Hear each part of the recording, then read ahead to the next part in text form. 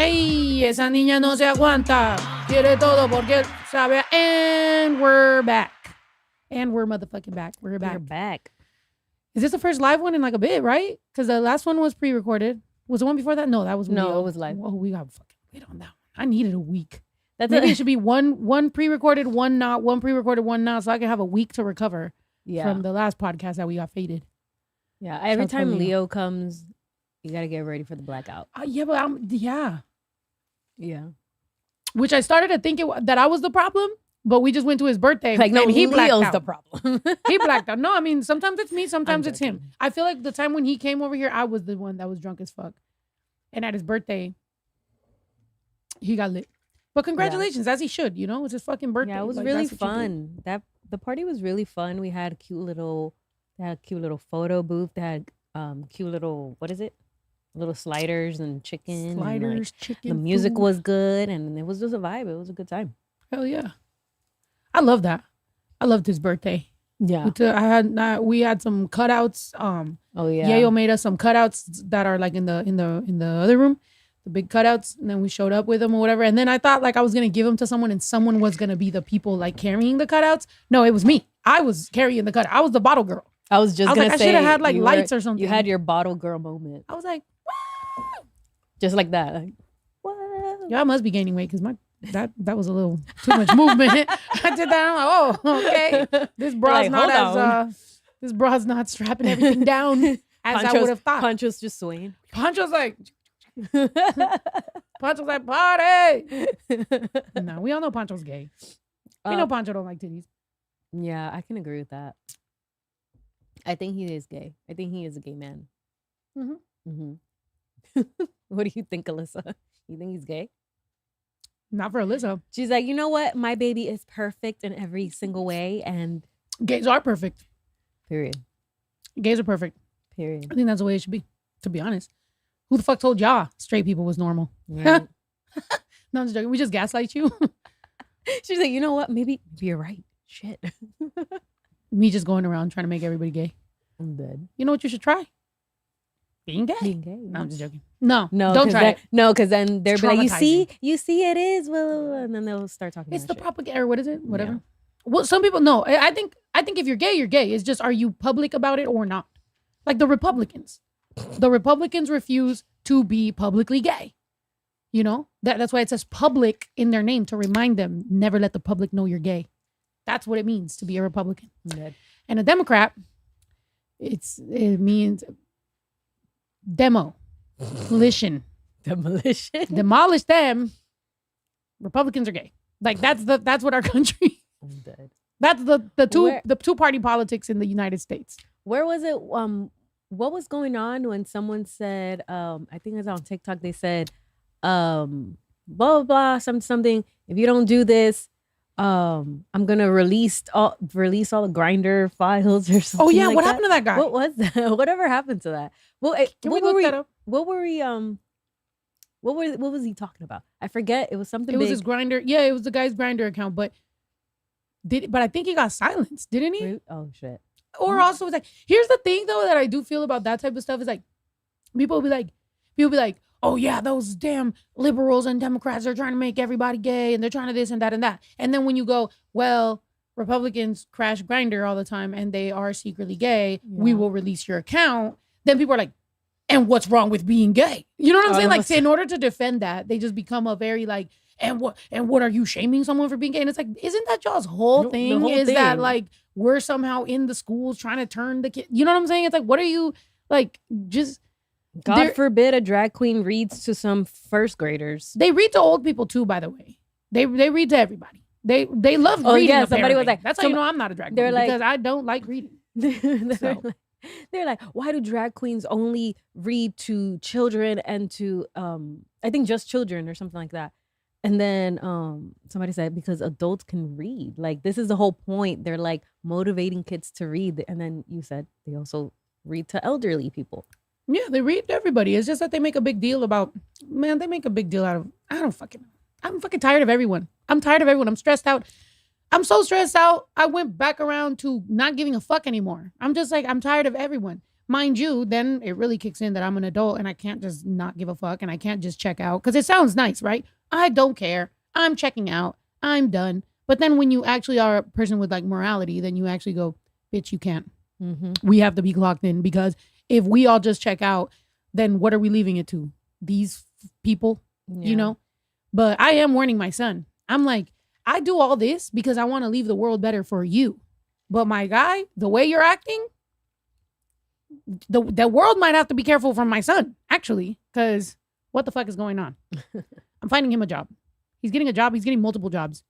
Surprise. I'm gonna tough parent my son for the next year. I want you guys to know that. I don't want anybody to cancel me or be like, oh my God, Snow's really being tough on her son. I don't give a fuck. This is the year. This is a year. From 15 and a half to 16 and a half, my son is gonna get more tough parented, because this is when these little fucking kids try to push their boundaries and they try to see what they can get away with. Not much. Not much. Okay? Elbow. I hope you're listening. No, he's not. Because he doesn't even listen to me when I'm in front of his face. He's definitely not going to listen to me on my podcast. I'm pretty sure he hates my podcast. He's probably like, you have a podcast? I remember when he was little, he was impressed. He was impressed by the lights. He was impressed by the things I did. He was like, wow, how many subscribers do you have? Now he's just like, ugh. Nothing impresses that guy anymore. Nobody cares. You know? I'm dead. That's so funny. Somebody came up to me yesterday. I went to an event. Huh? No. Last night. Fine. Pose. Oh. Pose for the camera. Pose for the camera. Pose for the camera. Pose for the camera. Yeah, post that shit. All right, we went up to you. Me calling my son elbow when he has a dislocated elbow is crazy. Sometimes I forget it. I'm like, I'm the mom. I can't just be bullying my son like that. Today I went to pick him up from school and he freaking runs down a hill. First of all, literally I could have picked him up at the front of the school. But he goes, pick me up at the football gate. I'm like, okay. I go to the football gate. The whole gate is closed. Nobody's there. I'm like, are you sure I'm picking you up here? Meanwhile, the front gate is fine. Mid-story is crazy. We should actually prop this up. Yeah. Okay. What did I say? You went to the front gate or something? Yeah. He said to pick him up at the football gate and it was locked. Yeah. So he's back there. And then whatever, he's like, don't worry, I'll be right there in a second. So I'm like, okay, whatever. So I'm like doing my own thing. I'm like on my phone. Next thing I do, I like look up and he's like running damn near tumbling down a hill. His fucking hair is just bouncing all over the place. His backpack, he's got his elbows all up. By the way, my son has a splint right now. He has his elbows in a thing. And he freaking he's like bouncing around and he looks like he's about to fall. I'm like, what the fuck? Literally as he's like walking up to the door, I'm like, dude, were you just like, were you off-roading right now? Like, what the fuck was that about? He's like, I'm like, that looked crazy.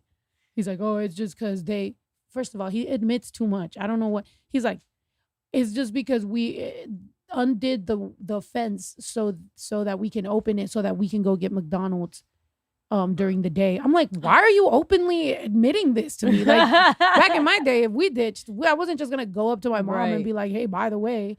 So I was like, so you be ditching? He's like, well, yeah. He's like, but it's sixth period. I guess it's like football period.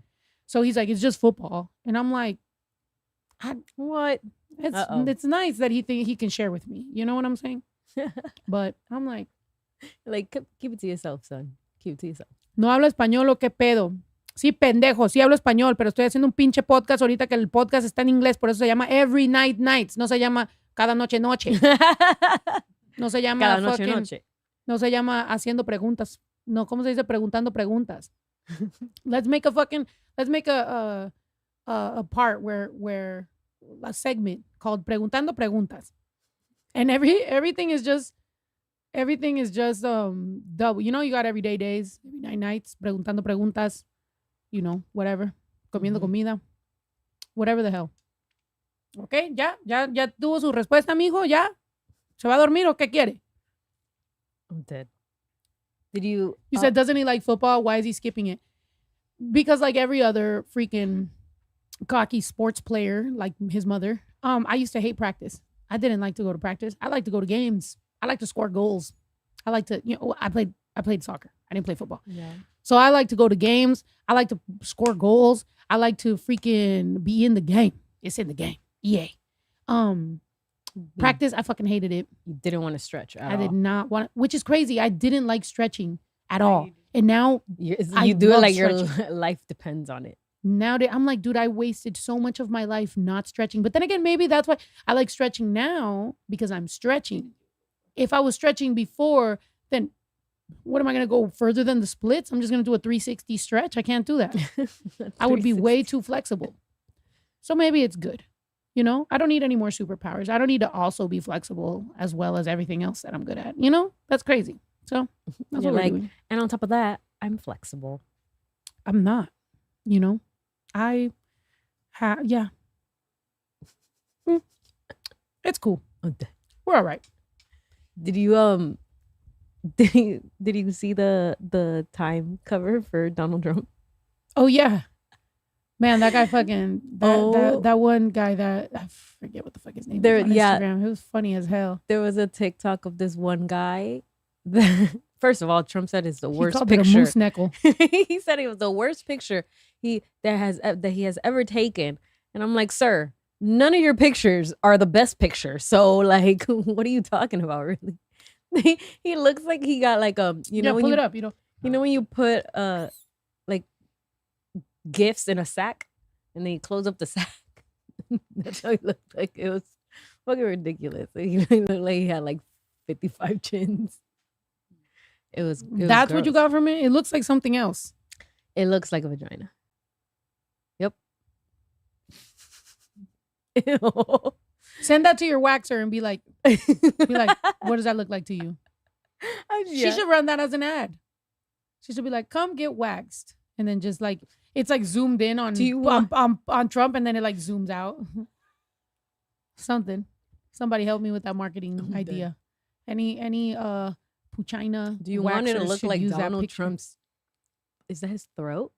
Yep. Donald Trump's throat. Thank you for the galaxy.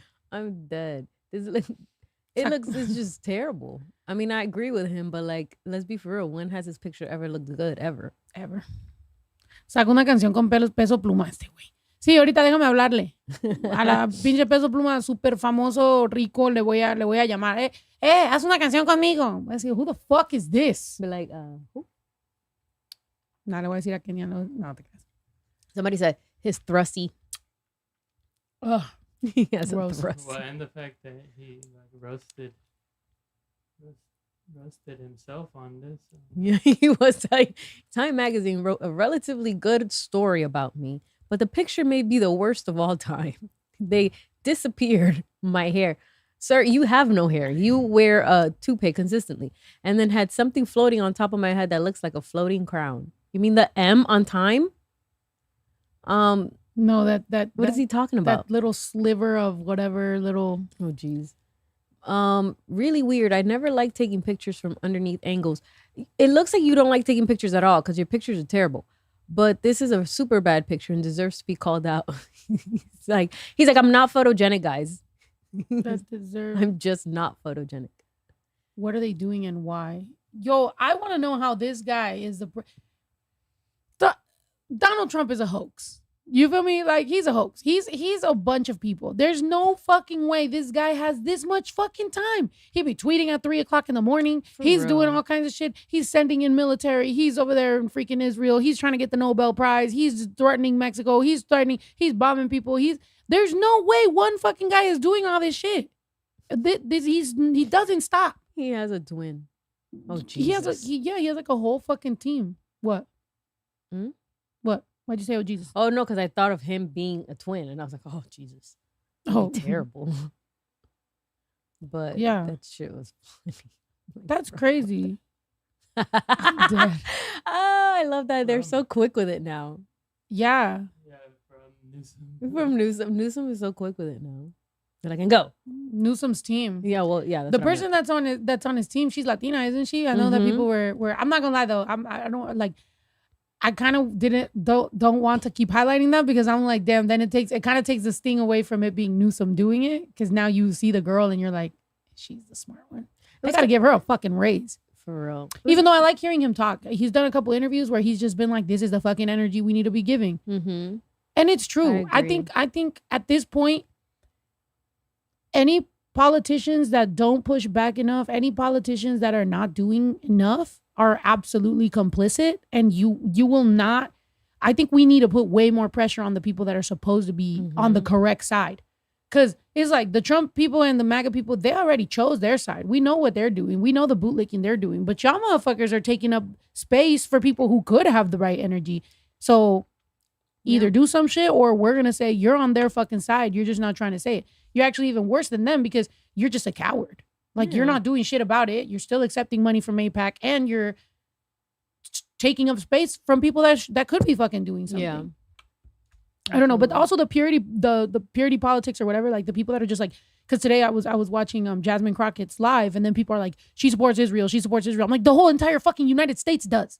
At this point, if you're sitting here, like every single thing, if you're gonna try to find every single thing wrong with any Democrat, just understand that's not taking it away from fucking what they're doing. They're doing the shit too. So we know the United States is based on a big fucking lie. We know it's being sold for parts right fucking now, right up under us. The fact that $88 million got magically given to a random brand new fucking account with all this crypto shit, that's some insider shit. Like, are we not seeing that? That's crazy. But half the fucking people, like, I don't fucking know, bro.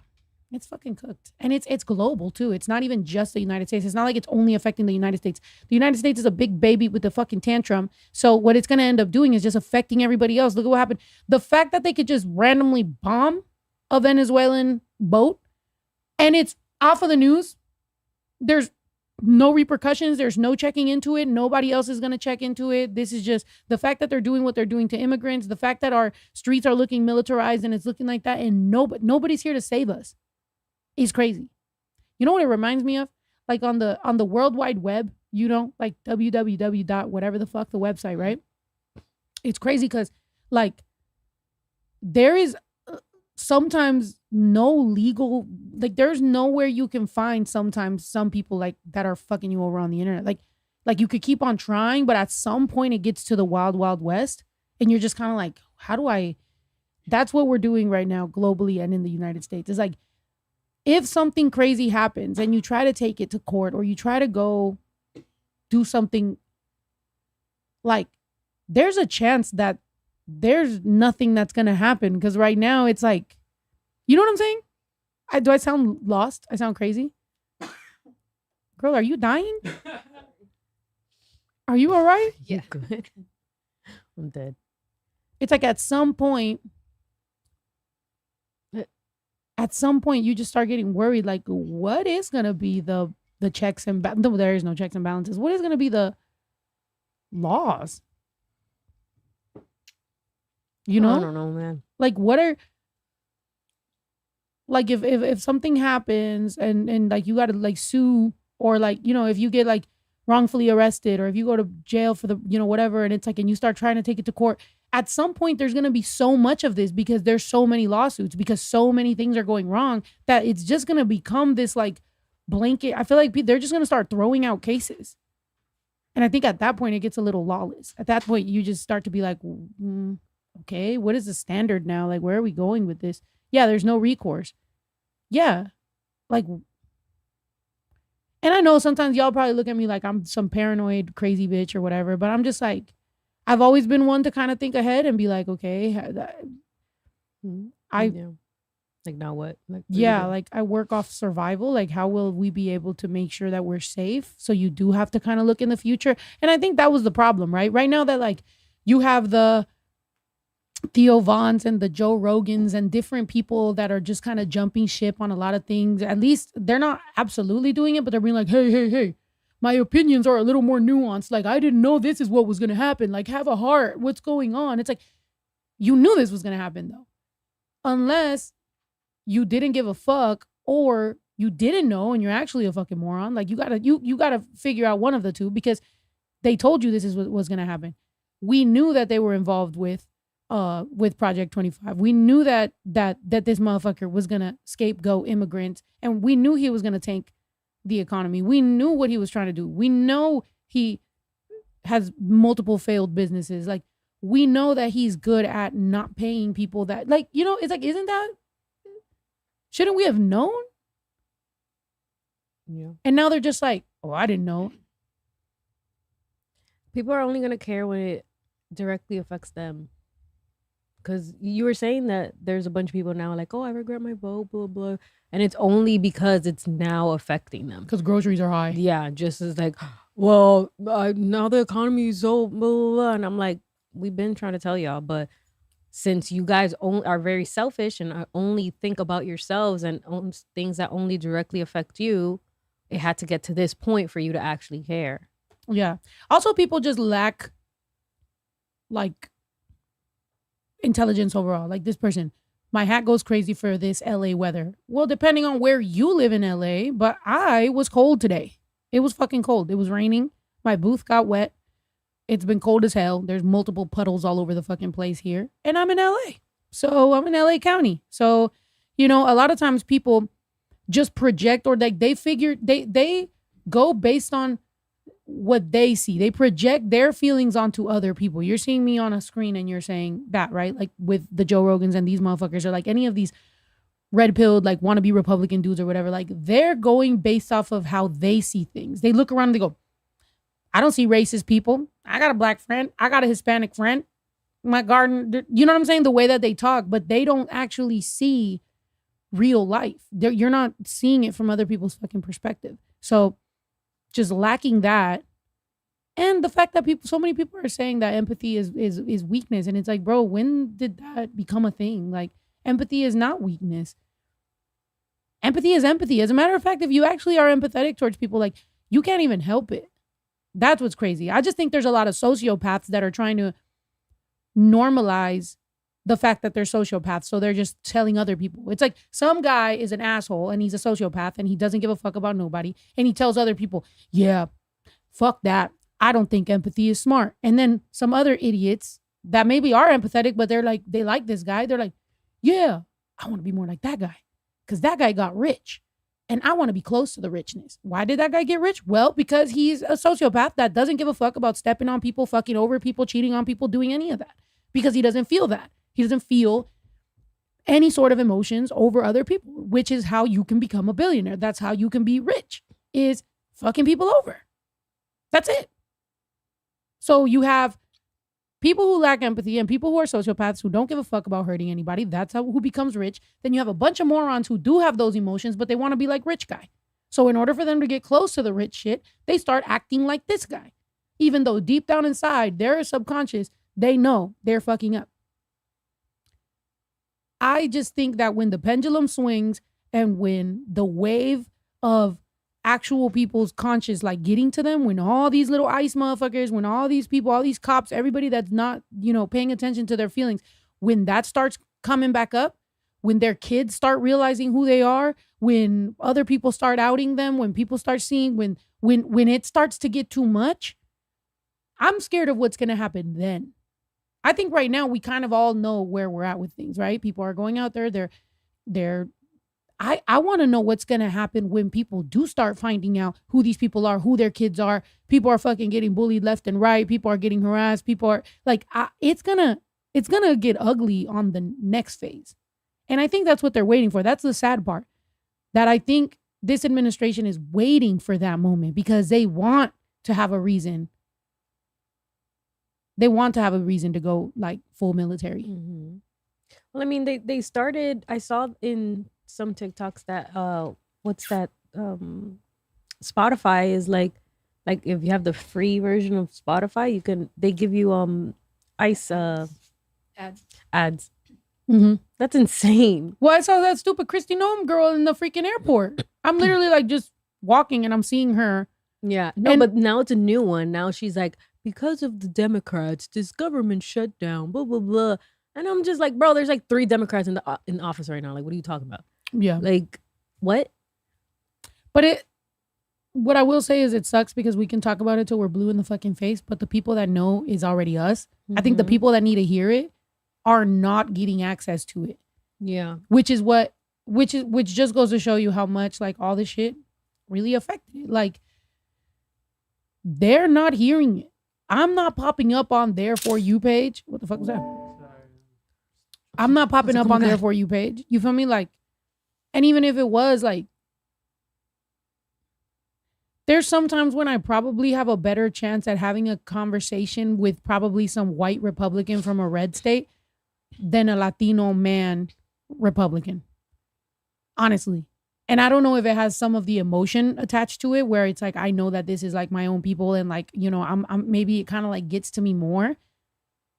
Cause sometimes to me, it's like, okay, I get it. If it's some fucking random person from Alabama that doesn't know, you know what I'm saying? Like, and they're just like, I hate California. And you're just like, oh, well, yeah, you've never been there. You know what I'm saying? Like, it's maybe kind of almost makes it easier to understand to me that we come from different lifestyles. So maybe I try to find that like one, you know, place we can agree on to try to like have that conversation. Whereas with Latinos, sometimes with Latino men, it's like, I know you know how we grew up. I know you know how you've been treated. I know you know your mom is literally a Latina lady that may have to now carry her identification on her everywhere and be in fear. Like, I know you know these things, but somehow it's not fucking clocking to you.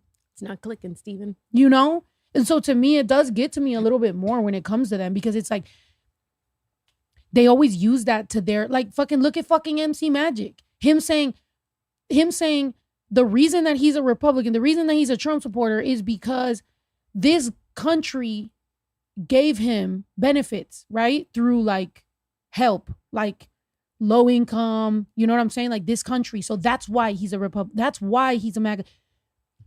They're not the What? ones that gave you that. Baby, that was The the Democrats Democrats, did. you freaking The moron. Democrats did. The All Democrats social did that. programs are pushed by Democrats. Like, what So are you to me, it's like, talking it's just about? like a, because it's like, bro, Wow. It's when I saw, I was just like, what? and so sometimes these conversations become so stressful to me because it's like, I genuinely give a fuck. I genuinely care. I will show up. I will show up to those places where maybe I shouldn't be talking. Because I got invited to like, I don't know, several things that I think if I go on there, I put them on the back burner because I was like, yo, people are not going to understand why I'm trying to go on that platform. But my email back is, you understand my position and you understand what I'm going to talk about. And I will agree to go on this if it goes unedited. That's all. Right? Because I think at this point, just going circle jerking and fucking talking to the same fucking people and going and fucking, you know, that's just, it's dumb. And we got to go to the places where people are going to hear us that need to hear us. You feel me? So that's what I want to fucking do. But it's difficult because I already know that even just showing up, there's going to be people that are into purity politics and are like, why would Snow show up there? That person is a, you know what I'm saying? And Yeah. you're just like, bro, because that's where you're supposed to fucking show up so that you can actually reach more people to try to make them wake up. I'm trying to Yeah. wake up, motherfucker. Can I get some water, please? It's like, yeah, why are you gonna go into a audience that are already kind of, you know, already had that kind of same mentality? You have to go and reach preaching out to the to other choir. people. Yeah, reach out to other people that don't and educate them and talk, have a conversation, see why they think the way that they do. And, you know, I feel like people feel like if you're going to over there, like como si tú no tienes like mind of your own. Like if you don't have a mind of your own, like if you're gonna go over there, is because you are, you know, very what is it? You stand on business, Yeah. and you know you're not gonna have. It's not like they're gonna sway you. You know, Yeah. it's not like, oh, that's it. She's a lost cause. She went over there. No, it's like you kind of have to hear all sides of the story and kind of. Crystal create said they don't conversation. want to wake up, but that's the thing. If I wake up every fucking day and I'm like, they don't want to wake up. They're not going to learn. They're not going to nothing. Then I'm a fucking lazy bitch. I that's what I feel like now from a lot of fucking people. A lot of Latinos that are not posting, reposting, sharing, doing any of this shit. Y'all are fucking lazy. Y'all are fucking cowards. You sell out pieces of fucking shit. All of them. The fucking MAGA motherfuckers, the people that knew what it was gonna do to our fucking communities, even the people that didn't say shit. Go through their reposts, go through their reshares, go through their posts, go through any fucking interview they've done in this entire fucking time. If they dare make money off of our fucking community, I'm telling you right now, bro, they know what they're doing. They just don't give a fuck. Like, they don't give a fuck about you. They don't give a fuck about, and that's why it's just pissing me off. I'm like, Yeah, it's just ignorance. you know what I'm saying? Ignorance is bliss for people. It's like, It's sad. I know you have to say no to some money. Like I told you guys, like, I was about to work with a fucking company that I support my whole life. And they pulled out because of the Charlie Kirk shit. What did I say? I never in my life said I'm glad. I never said nothing. I just posted the videos and reposted the videos of him saying doesn't believe in empathy. Of him saying the things he said. Posted a video of him talking. That's what I said. Mhm. So if that's going to stop me from making certain things happen because I'm on the correct side of history, then fuck them and fuck everybody else that literally is just rather get that check. And complacent. They Mhm. rather get that check. They're so fucking money hungry. I hope that they fucking choke on that money that they keep fucking making, because that's all it is. They keep on just racking up the checks, racking up the sponsorships, racking up all the fucking bags, racking up. Y'all motherfuckers keep supporting them any motherfucking way, even though they're not doing shit about it, about any of the stuff we're going through. Okay? Get so much, pudranse en dinero. Like, I hope that shit fucking fills up your fucking soul, because honestly, I can't fathom being that person that wakes up every day and is like, well, I don't care. It's like, what? You don't. But then again, like I said, I mean, to be that famous, to be that rich, to be that, you are going to have to fucking, a lot of times, not care what the right thing is, not have morals, not have character, not have ethics, not have any of that. It's way easier to be a sellout. You know? What? Really? Can we get a different cup?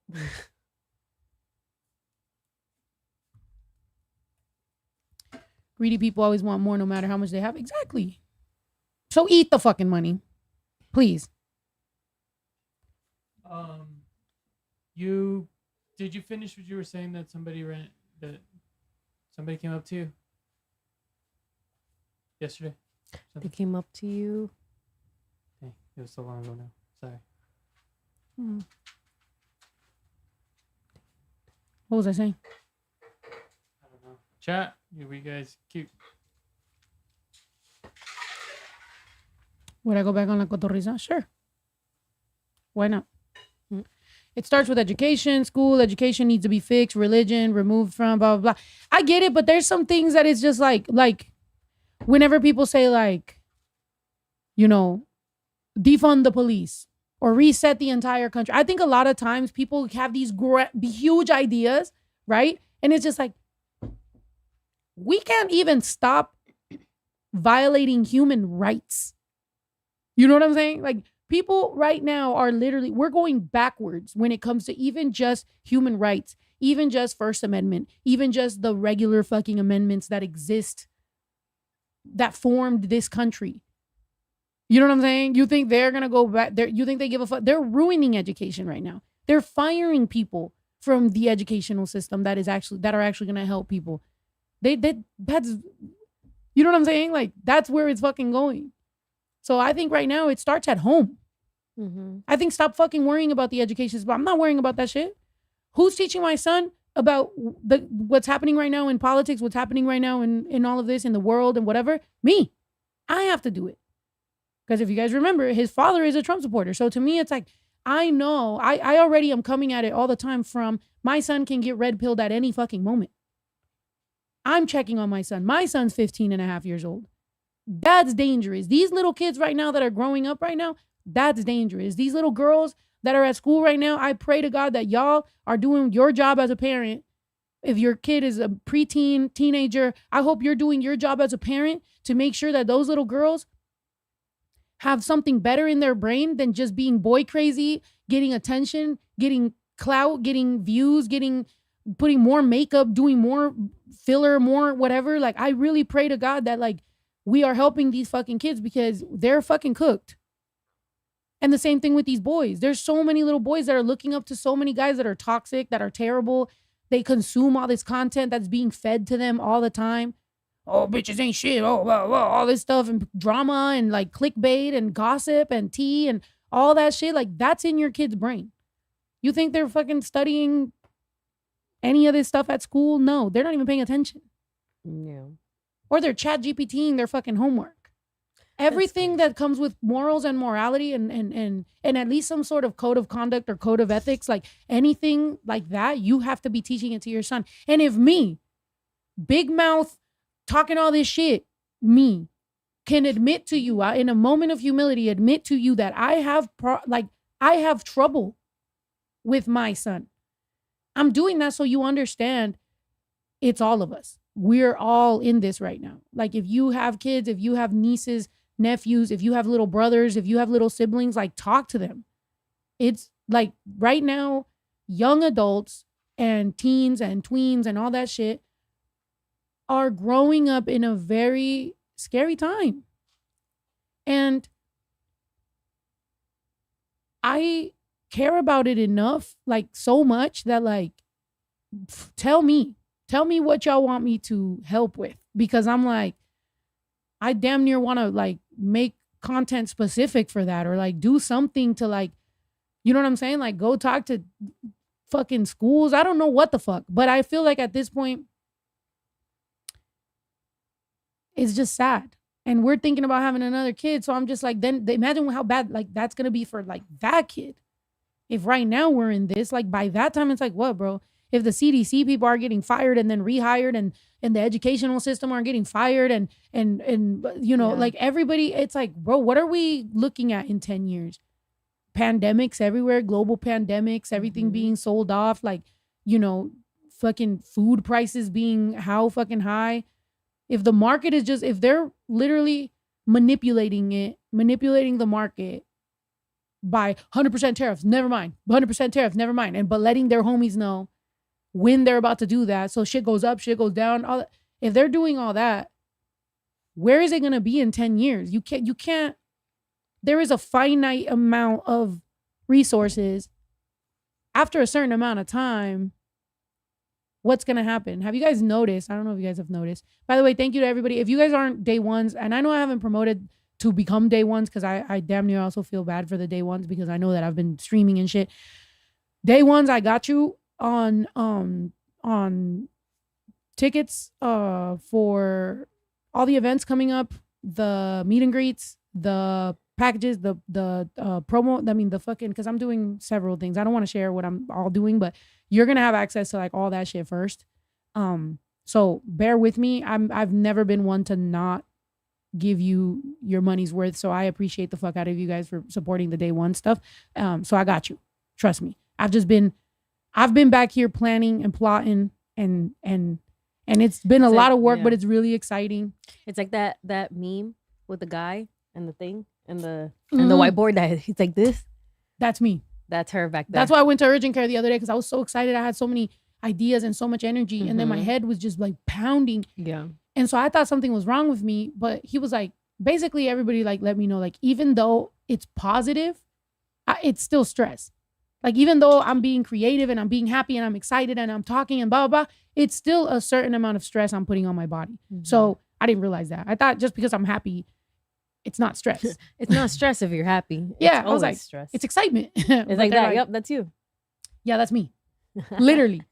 Printing out pictures, bro. I don't even write shit down. I'm typing out things, printing out pictures. I'm like, this is how it's going to go and that's how it's going to go. And it's going to be fucking great. And we're going to love it. And fuck yeah, you know? So I'm excited. The back looks just like that. Papers everywhere. Yeah. Pictures, timelines, everything. Yeah. It's exciting stuff, guys. Exciting stuff. When all this stuff comes out, then you'll be like, oh, okay. And it's all in also. Hey, thank shout you, out Crucito. Thank you, Crucito. Also in trying to do a lot of the speaking within my music as well, without it being corny. I feel like lately there's some people that are like only speaking about what's going on in their music to sell because they never used to. And a lot of them are Trump supporters and we're posting RFK and we're actually our friends, very good friends with a lot of fucking Trump supporters. So I think it's fucking ironic, but whatever. So I think that it's almost like if you're ever playing hide and seek and you find a perfect place to hide, so you hide behind, some little thing, and then here come more people, and now you're like, get the fuck away from me. You're like, you're gonna fucking give up my spot. That's how I feel about a lot of fucking people that are starting to make political music. I'm like, here we were, just doing what we've always done. And then here come all these motherfuckers just blowing up the spot. And I'm like, bro, and that shit sucks. And you're a liar too. So I'm trying to do these type of conversations maybe a little bit more creative and not in the typical way. Because just being like, and fuck ICE. It's like, okay, well, okay.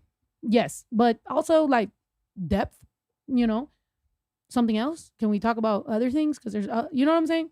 So that's what I feel like. I feel like a lot of people are like blowing up the spot right now and not in a fucking great way. And I'm just like, dude, go back to, wasn't you just rapping about what? Like bitches not being shit and whatever the fuck you were saying? Yeah. But whatever. That guy, that what's that Republican rapper dude? What's his name? The Canadian? Yeah. McDonald's? That's insane. It came up on my on my feed today, and I didn't know he was Canadian. Yeah. Because the devil is a Democrat. And I'm like, bruh, you don't even go here. Right. The devil is a Democrat. Like, she doesn't even go here. Like, who are you? But that's what I'm saying. Like, that shock rap, all that shit insane. is like, baby, do you want it? You can go ahead. I was the one that made these, and I was like, I don't need this. I don't want none of this. And I'm just there like, I know. But with all the negativity in the world, we found a really positive video. Have mine and I'll have yours. Period. I love that. That's the vows right there. Have mine and I'll have yours forever. Period. What was the positivity? This video. 2, 3. Take your blindfolds off. You don't It have to literally worry about made me being cry. evicted no more. Oh, I saw this. What are you selling? We're selling goods, coffee, we're moving. When are you moving? I have 60 days. Are you getting evicted? Yeah. Can I get a coffee? Is that okay? Sure. Thank you. You're welcome. I'm Zach. Hi, Zach. I'm Coretta. Nice to meet you. It's my son, Ruben. What do you like, man? Do you like sports, entertainment? What do you like? Streaming. Who's your favorite streamer? Hi. Are you working right now? I take women and their children to see their loved ones in prison. What's the name of your business? It's called Gwen on the Go. It's named after him. Oh. She was always on the go. Oh. So I named it after her. What? $2. $1,000 cash for you. This would definitely help us. Thank you. Can I give you a hug? Absolutely. Oh. God bless you. See that bus? Uh-huh. And we're gonna go meet Kai Cenat. Aww. Kai wants to meet you, man. What's up, man? What up, broski? What up? We actually have like a surprise for you today. We got you a brand new PC, man. Now you can do what I do. On the back of the PC, you got some Aw. stuff behind it. What? That's a key? Huh? This is a key? Or what is this? It's like, What's that? that might be for the PC. Oh, Jesus. What's your dream? To have a car so I can bring more women to see their loved ones so they can stay connected. How old are you, Ruben? 30. He was born 4 months early and weighed 1 pound and 5 ounces. Oh my God. Really complete. We pray together, we laugh together, we sing together. We do it all. 1, 2, 3. Okay. What is this? Wait, Oh, give him a car. Yes, sir. Thank you, thank you, thank you, thank you. Aww. Let's sign off in the glove box. What else is that? Ruben, what's this? Keys. Keys. What is this? we got one last surprise for you guys. You ready to go back in the party bus? Yes. Why are you crying?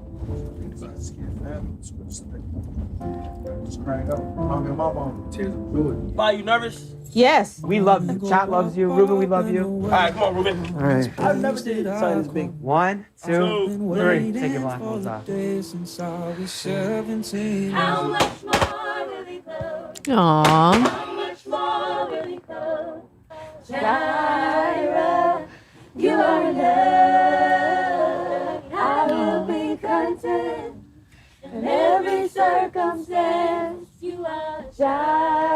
Oh. My friends at Viome took care of it for you. That's your brand new home. Brand new house. You don't have to worry about being evicted no more. That's so nice. Oh, these are the like these are the videos that I'm like, okay, so there are some people that we made famous that it's like worth it, you know? Yeah. Because some people I'm just like, bro, why are you here? But like, you know, people like that, it's so like, yes, give back. Like that's the mentality that we should always have. Like that's the heart that we should always have. Yeah. With like, you know. Yeah. Yeah. I feel like that's, and there's always people that are going to criticize. And look, aquí some guy named Michelle said, vine a criticar. Ya llegó la vieja criticona. Pero I think it is important to do the positive content and to do that type of stuff. Some people hate when you see those videos because they're like, oh, you know what I'm saying? Like, why are you filming it or whatever? And it's like, I mean, in a world and in a sea of videos of just negative shit and like bad things, I think it's important to do it, and hopefully it does inspire. You know what I'm saying? Like, hopefully there is a wave of more people that fucking do positive things. I know that I wanted to fucking go out there and do it, and I did kind of get pump faked, and I got scared because I was just like, oh, I don't want to fucking film it because people are going to talk shit. So I did a lot of like quiet stuff, but then people accuse you of not doing it. But then if you do it They're like, publicly, oh, you're only they're doing like, it you're for doing it for, and it the gets, views or blah, blah. but at the same time, like, it's important to do it all. It's important to show up. It's important to go. It's important to help. It's important to support the people that are doing it. Like, I feel like there are people who are trying their best. You know what I'm saying? Like, even if you're just doing a little bit, even if you're just tipping a little extra, even if you're just, every time that you go and buy something from a street vendor, you give them, you know, let them keep the change. Whatever you could do, you compliment them, whatever. You know what I'm saying? Like, everything helps. And right now we are going through really bad times, and I think it's better to try to be as positive as you can. And yeah, leading by example. And that's it. But that's all we could do. And that's, you know, as long as que te nazca de verdad. Like, if you genuinely want to do it. Don't do it for, oh, this is going to get me mad. Like, do it because you have the heart to do, like, you know, your heart's telling you to do it. Like, yeah, you know, don't just do it. Oh, it's going to make me look like, because it's going to make you look worse, bro. Yeah. Like, do it because te nace. Like, it like just comes out. Like, if you see that you need a help, do it. You know, just don't be calculated about it. Just go from the heart and just do it. Yeah. You said what? They said, is that chicken on your shirt? Chicken? No, this is freaking Poncho. Poncho. You've been around since chicken? Honestly, we would have thought chicken looked like this. The other day when we saw a video of chicken, she did not look as cute as Poncho. Sorry. I mean, I'm sure by now she's gone, right? R.I.P. Chicken. Damn. Or she's 150,000 years old. Oh, yeah. 150,000 years old. When was the last time you saw her? 2012? No, 2010. How old was she then? 2010, because Baby Drew had just been born. He was still in the little thingy, and she had snapped at him, which is one of the reasons. Yeah, one of the reasons she wouldn't stop barking. Drew, his dad, was just being a complete jerk about her. Like, and the lady asked about her, so I was like, yeah, I mean, you know, if you're gonna give her a good home, I was like, if I could see her, if we can. Peed on the internet too. She what? She peed on the modem. Oh yeah, she peed on the modem. Yeah, chicken was a wild one. And, how old was she when you around that time? Well, she was like 3. Probably. Oh, dang. So, yeah, she's probably gone by this time. Yeah. It's a long time. Yeah. Aw. Oh, R.I.P. Chicken. But this is Poncho. Poncho, yeah. This right here. I was going to name him Chicken Point Oh, but. Chicken Point Oh. But I named him Poncho. But maybe one day I'll get a Chicken Point Oh. Maybe funny. now that we're realizing that chicken's probably gone, we need a Chicken Point Oh. Mm-hmm. But it's not even point. It's just not 2.0. It's just Chicken Point Oh. Like she's Tosh Point Oh. Yeah. Oh, I remember Tosh Point Oh. That was like the original. That was before like ridiculousness. And for that, we thank you. He was funny.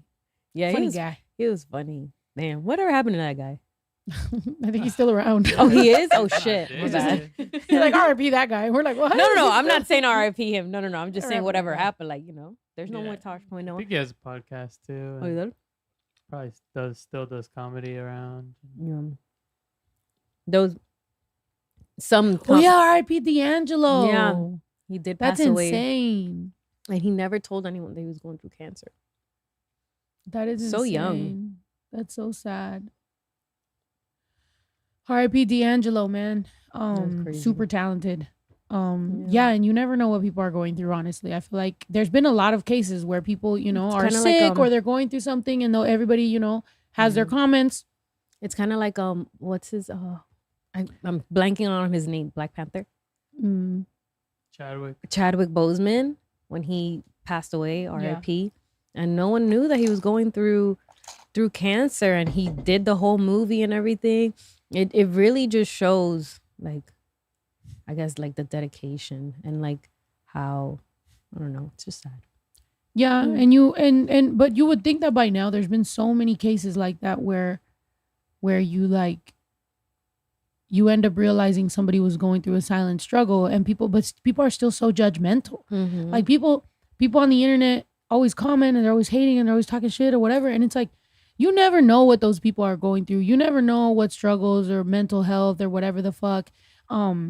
And I just think like people just need to be a little bit more kind. And I know sometimes maybe I'm not the best spokesperson because I'm, you know, I have a short temper and sometimes I'd be popping off or whatever, but I do genuinely feel like I don't think I'm a bad person. You know what I'm saying? Like I feel like I genuinely wish everybody would just be a little nicer, because it's not going to make your life any better to always be negative or commenting or talking shit or criticando or whatever. It's like, it does not improve your life at all. Like, be kind, dog. Like that's just, it sounds so fucking cliche and like cheesy, right? To be like, be kind. Have you ever thought about being kind? But it's like, bro, why isn't that cool? Why isn't it just cool to just be fucking nice? Like, everybody's going through some shit.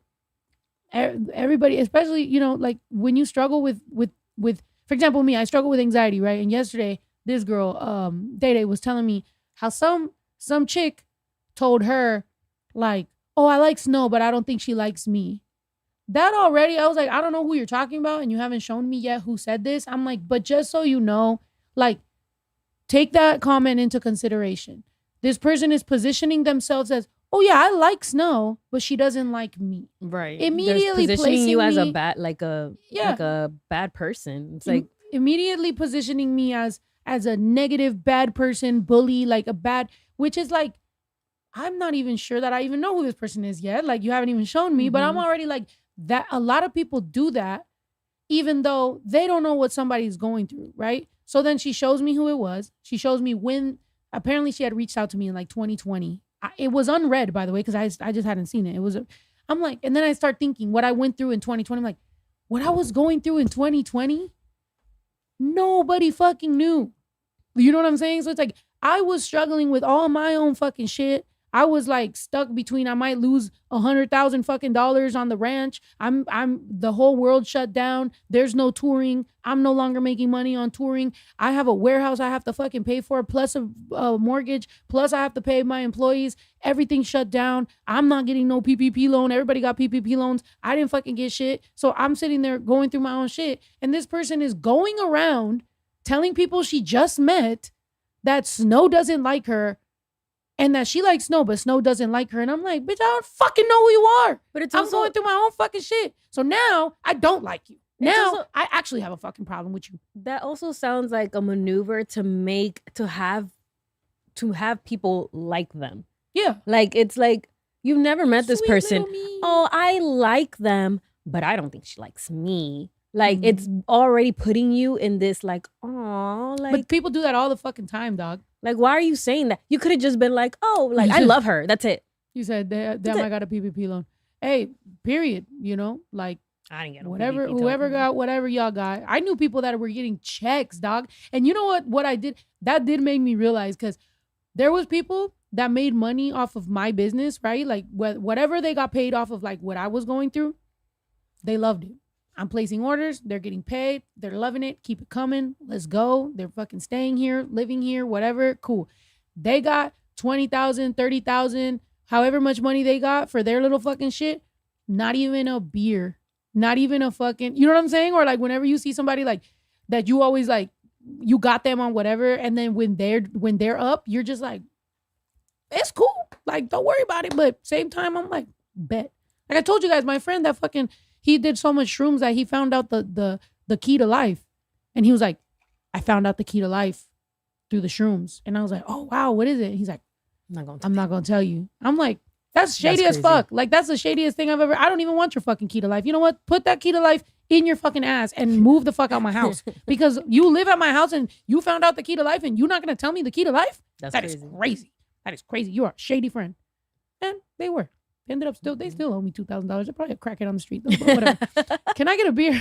No. Oh, did you hear about Fucking key to life? Did you hear about that influencer on TikTok that like basically kind of threatened like a bakery that if like to give her free like items and free food from her bakery and then she'll post like a review and the bakery was like, no, like we don't have that, we don't have that kind of money to like have an influencer come in, blah blah blah. And she literally went to the bakery and like tried to like give him like a bad review or whatever. And the bakery just clapped back and was like, listen, this is what happened. They showed all the receipts. Good. And what's crazy to me is that the girl didn't even have like, it's not like her following was huge, like no shade, but it was like she had like less than 10K followers or some shit like that. Yeah. And for her to like go to a bakery and a place of business and basically threaten them is insane. I just thought it was crazy. And now everybody's like chiming in. Even Keith Lee said something about it, which if it gets up to Keith Lee. I'm dead. That's it? Yeah. Let's see it. Well, that was yeah. Reach out to us and asked to do a collaboration. And we respectfully declined because it was not in our budget right now. Then she essentially tried to blackmail us by saying if we offered the food for free, she would then write a good review about us. I told her we'd think about it, but she still came in the next day. And although we hadn't agreed to collab with her, we recognized her when she came in and we still were very accommodating and offered her extra drinks. So we totally respect a bad review. But what we don't like is lying and bullying. The first thing she said was that our pistachio was so faked. Fun fact, we have right here our pistachio paste that is 100% pistachios from Italy. All of our flours that we use in our product, the farine de blé, épeautre, gruyère rouge, all comes on the oh, word? This is our panettone. He's a ratatouille. Italy. It's written in Italian. Straight from Italy. Yo, that's fucking tight. Close to the airport bakery. Beyond the fact that we spend 10 times the amount of money to buy the ingredients, the most valuable part of our product is the time we spend to make them. From our sourdough starter to our dough, every single thing is handmade from scratch. To make this, we spent 6 months. Yeah, to learn it, how to feed it, know how to work with it. And it only likes the flour from Italy. And this isn't just about me. This bougie ass specific starter influencer has gone to many different local restaurants and bullied them. The problem is if the next generation is influenced by her to believe it's okay to bully and disrespect the food industry. That's what I'm talking about. Influencers, but acting like the working class is beneath you and promoting this kind of message on social media and bribing us for free stuff is not really something we support. My biggest pride in what I've built here isn't just how I source my ingredients, but it's having found the people to be in my team that wake up every day and that care about what we do, our processes, and that work really, really hard to do this. And most of all, thank you to our customers, sincerely, because it's thanks to you that since day one, I get to live my dream of having a bakery. And thanks to your support, I've been able to continue to be as true to my art. I just Wait, think it's insane. Somebody said, I don't think we're watching the same video here. What are you talking about? We're watching the same video. But what would you say? I just think it's crazy that he's been annoying the whole time. Yeah, I just blocked him for Good. Oh.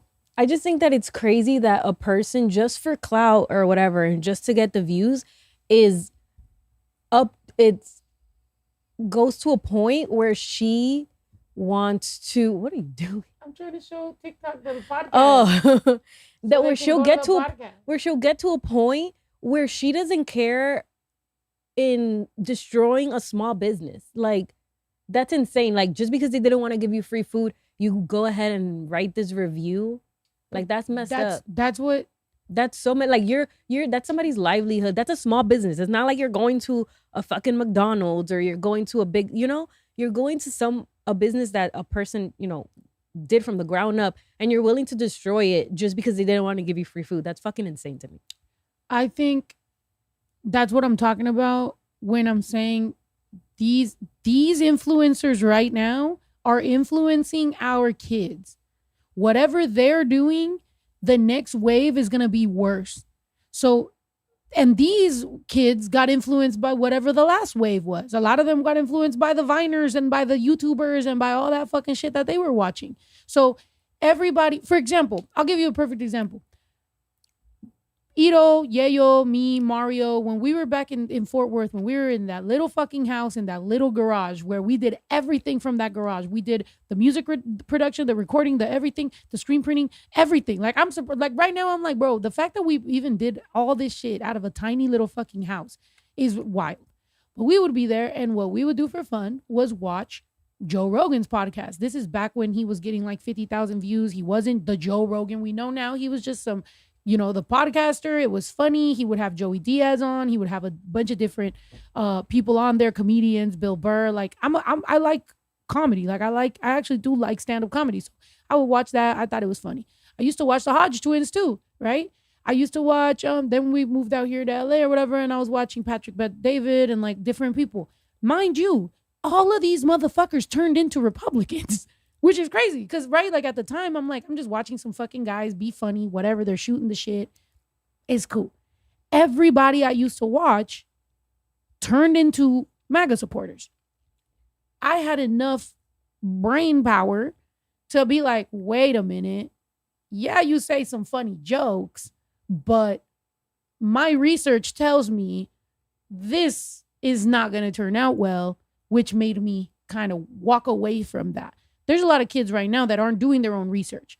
So they just become fans of someone. Whatever the fuck they go do, they go do. They start seeing it from everyone. So they're watching the Aiden Rosses and the different people, and they're seeing what they're saying. And these kids are just like, yeah, that must be what it is. You feel me? And it's like everybody starts normalizing certain behaviors. And I think that's what I'm saying when parents need to start talking to your fucking kids, because it's like, yeah, they're, sometimes you're going through your own shit. I get it. So you're letting your kid on the iPad or on his computer, whatever, they're in their phone, they're in their algorithm, they're talking to their friends. You need to cut that shit real quick and be like, hello, hey, what do you think about this? What do you think about that? Do you know what this is? Do you know what that is? Ask those hard questions, because they're being influenced by all these fucking people. And some of these people, some of these influencers are bad people. Like genuinely not great people. Even if they're not evil.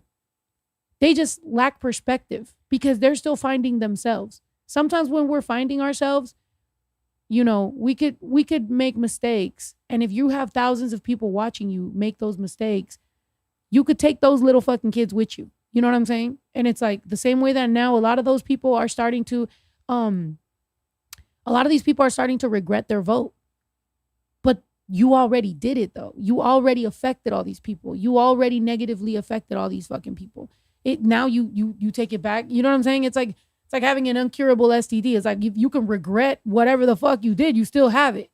And if you go around just passing it on, that's your decision. You're doing that. You know what I'm saying? Which actually, MAGA is very, very relatable to an STD, to be honest. So, all I'm saying is protect yourself. Before you wreck yourself. But yeah, bitches like this hoe, like, that's crazy. Because it is bullying. Like I said, so many people are so addicted to the attention. I've hung out with some people that are even famous actors or like even influencers. And sometimes, bro, like when you hear some of the things they say, you're like, that's morally bankrupt. Like you can't just do that. They're like, oh, you know how it is. It's like, I don't know how that is. Like, why? Like, why would you do that to someone? You know what I'm saying? So I have a new rule now, bro. Like, honestly, I can meet a couple people a couple times. We can hang out. We can whatever.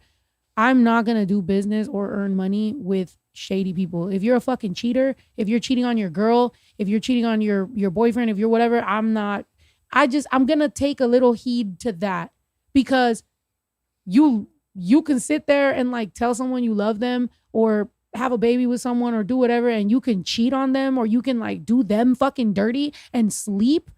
Fine.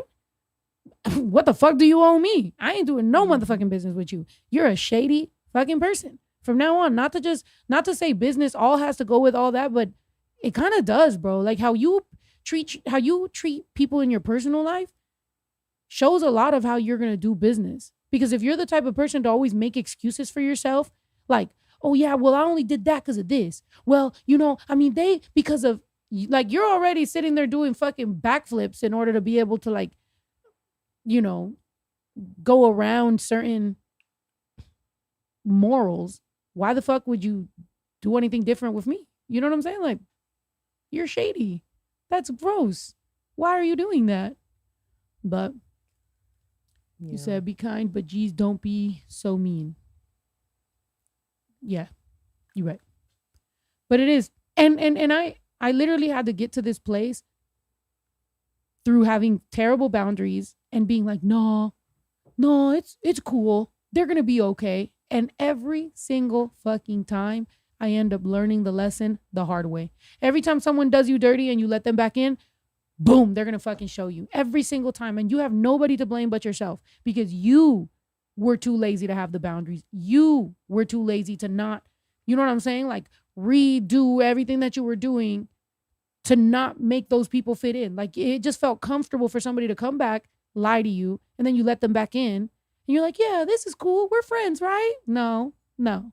They were shady the first time. They're going to be shady again. Mm-hmm. Shady people are shady fucking people. And even if in their mind, they don't think they're bad people, your actions show who you are. There's a lot of people that are like, oh, yeah, but that person's not a bad person. They're just going through something. Bro, there's only so many actions you can do that are bad people actions before you're like, no, you're a bad person. You're actually genuinely, by definition, a bad person. Get the fuck away from me. This whole victim mentality of like, you're only being, you like everything is going wrong and like, you're just behaving how you need to behave because, that's how life is. No, you're a bad person. The moment that you steal from someone, that you do someone dirty, whatever you do, you're genuinely, by definition, shitty. And you deserve everything that happens to you. And sometimes we're over here trying to help somebody. Little do we know that's their karma. Mm-hmm. You watch somebody continuously go through shit and you try to help them out. Yeah. I've seen somebody go through some shit. Oh, this happened and that happened and blah, blah, blah, blah. Oh, yeah, don't worry, man. I got you. I'm gonna hook you up, blah, blah. Now you realize, actually, I was over here standing in the middle of your fucking karma. Yep. Let them. Sometimes you gotta fucking let them. Anybody read that book? Let Them? The Let Them Theory? I've heard. I saw you hearing it one time. Yeah. It's good. Let them. Well, that's always been my let them. You said stealing is not bad. Haha, bitch. Get the fuck away from me, you weirdo. Right. Stealing is not bad. Earn it. You ever earned some shit? Oh, wait. Feels good. Yes. That one. That one right there. That's a good book. I was listening to, on this last trip, I was listening to When It All Falls Apart. Is it? What's that about? About finding clarity when everything falls apart. I had a meeting the other day with a really successful person and he suggested that book and I was like, this motherfucker's successful as hell. Like, I'm going to read it. So immediately after I left the meeting, I like downloaded the book and I've been like getting into it. I will say though, I fell asleep a couple times on the flight. That's just because I was tired as fuck. Oh, it's the flight to Vegas? Yeah. Yeah. I mean, but it's such a quick flight. It's right. Like 10 minutes, 10, 20 minutes. Yeah, you're barely up in the air and now they're like, and we're landing. We're like, we just reached 10,000 feet. Now we are landing. Mm-hmm. I'm done. But I've never read a self-help book. Ever. Okay, I'm perfect the way I am. No, Damn. but I'm just. I've never had to read a self-help book. You mess of a person. She's like, I like to read, play books and or whatever the fuck you read. I'm just plays saying I've and never read one. Theatrical fucking, I'm like, okay. She's like manuscripts and whatnot. Shut up. I'm reading a book called Please Lord Jesus, I'm losing my fucking mind. And she's like reading fucking Shakespeare or some shit. That's one thing I can never get into is Shakespeare. Sorry. Self-accountability is important. Absolutely. And self-help books, I think they're good. I think for me, I treat them like like having a conversation with a mentor. You know what I'm saying? Like for me, sometimes it just becomes, as an overthinker and someone who deals with anxiety and, you know, like self-esteem and just different things through trauma, it's better to like recalibrate my brain and like rewire my brain to when I have a lot of thoughts going on. It's better to like kind of accidentally hear things I've read as opposed to hear the voices of like my bullies when I was little. You know what I'm saying?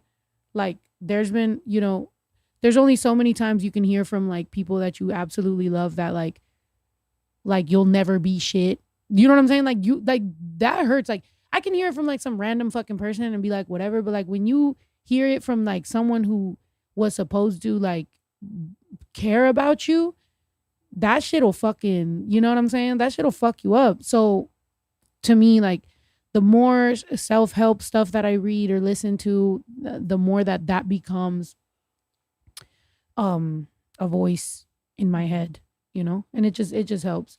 But I think I don't know. The only self-help book, was it a self-help book that I heard was we were driving back. I forget we were driving back from San Diego and you put it on what is it, David Goggins? I put her on to David Goggins. Yeah, he's just funny. He's just funny to listen to because he's always cussing you out. I was reading, like, get the fuck up. You're like, she put it on it, but he was telling a story. He was telling a story of his life, which is interesting. And then, but like after every chapter, it was like like an interview or a conversation or something. Yeah, like a little mini podcast. Yeah, and it was funny because the chapter he's talking, but I mean, well, it's not him; it's the other person, I guess, whoever they picked to read his book. And then after that person that's reading that's him. No. David Goggins is reading it, and then they have the little mini podcast of two people. Mm-mm. So the person reads it, and then they had an interview with him, because you can clearly know that it's not the same voice. I'm pretty sure it's not him reading it. Maybe I was just picturing it too well. But I was just saying because like the only thing that got me like kind of like out of the book was the chapter goes, and then they have the interview, and the chapter's like, I went up, I know, and then all of a sudden he's like, yeah, and I was like, oh my God, it's a different person. So I don't know, it just got me off. But it's a very interesting story. We never finished it. Well, I never finished it. Yeah, I finished it. That was my second loop-de-loop. It's a good book. One time it was funny because with Baby Drew, I fucking was telling him one day, I was like, bro, like you need to get your shit together. Like, you know what are we doing here? And this was back now. I feel like that's why, even though with football, I think it can be dangerous. And obviously, I mean, now he dislocated his elbow. I feel like I've never seen my son so motivated and like love something as much as he does with football, that it's like, there we go. That's locking in. Like I want him to embody and feel what it's like when he's absolutely locked in, so that he can then apply it to something else. If you've never been locked into nothing, you don't know what that even feels like. So to me, with football, it's like I struggle as a mom because I'm like, I don't want him playing football forever. Like, obviously it's a dangerous sport, like, you know, whatever. But I also do want him to feel what it's like to fucking love something and fucking go for it. And like, you know, his grades got better because of it. Like, he's going to practice and he really, you know, like loves it, you know? And I'm like, yes, like that win, that, you know, catching the ball or whatever, like that run, all that shit is something that like builds you up. So I'm like, boom. But before that, I was talking to him about like, you know, what's up? Like, you're just kind of floating around. You kind of don't really know what you want. So I put him on to David Goggins, and I go to a video. I went to the first video that I found of David Goggins, and I play it for him. And the video said, "You're a bitch." And I was like, check this out, baby. I'm gonna give you some advice. And I play it, and it's like, you're a bitch. I was like, oh, I was like, okay, little rough start. I was like, that was a little crazy. Roughing the player, bro. I was like, what the fuck? But it was cool. It was you know what I'm saying? And then he from there he kept it going and he listened to it. But that was I was not expecting for it to start that rough. But yeah, that's pretty. Oh, this is him. Is this him? Bitch. Yeah. He's a bitch. Honestly, that's not me trying to be. You're just a bitch. Yeah. No. Honestly, that's not me trying to be some after school special shit. You really are a bitch. Real men ain't doing it. Real men don't care about that gossipy bullshit. Get to work, man. But I know why you go on Instagram. I know why because you just have the time. You have the time because you don't want to put that time into bettering oneself. Get back to fucking work. It's time to get back to work. Stop hearing yourself talk. Get off the podcast. Don't be on social media too much. Cut out all the fucking noise. Get back to the fucking mental lab. Ignore and outperform them. Who's that? I don't know. But this background music is like, I'm like, he used to be a drill sergeant. Yeah, like I remember, like, bro, I like the book. And just so you know, like, me aligning with those type of people that ended up being transported, that just happens to, that's some of their, the way they talk, right? Because I come from like, I'm older than some of y'all. So like, I come from where it was still like hustle, like get like the hustle and the working and the going and the overworking and all that shit. Like that was what we kind of grew up on. Either you had that or you weren't going to fucking be shit. So I got raised like that.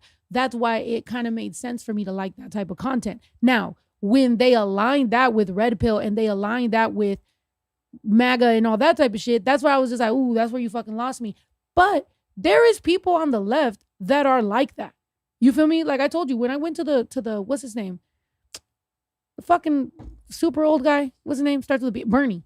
When I went to his thing, there was some people there that I didn't align with. I'm not gonna lie. I'm like, even though I'm hippie and I want to garden and I want to fucking farm and I want to do all these things, there's some mindsets that are more liberal that I'm like, the fuck are you talking about? The same way that on the right, there's that. I'm not a centrist, by the way. I'm not one of these fucking people that's just gonna try to fucking grift the whole fucking thing. No, I definitely know that I align more with Democrats. You know what I'm saying? Or like with everybody, with people on the left. I don't even know exactly Democrats because fuck them too. But what I'm saying is, I don't know when they started marketing that not being a little bitch and that working was all of a sudden MAGA. That's not what they're about. Trump has admitted he's never ran. He's never physically ran. He is out of fucking shape. JD Vance is the same fucking thing. But with eyeliner. Elon Musk is built like a goddamn trapezoid. What are we talking about? When did Red Pill, when did becoming a Republican and becoming MAGA got aligned with working hard and fucking being, you know what I'm saying? Like being fit. These motherfuckers are all pudgy as shit and look like crap. They can't even do a pull-up?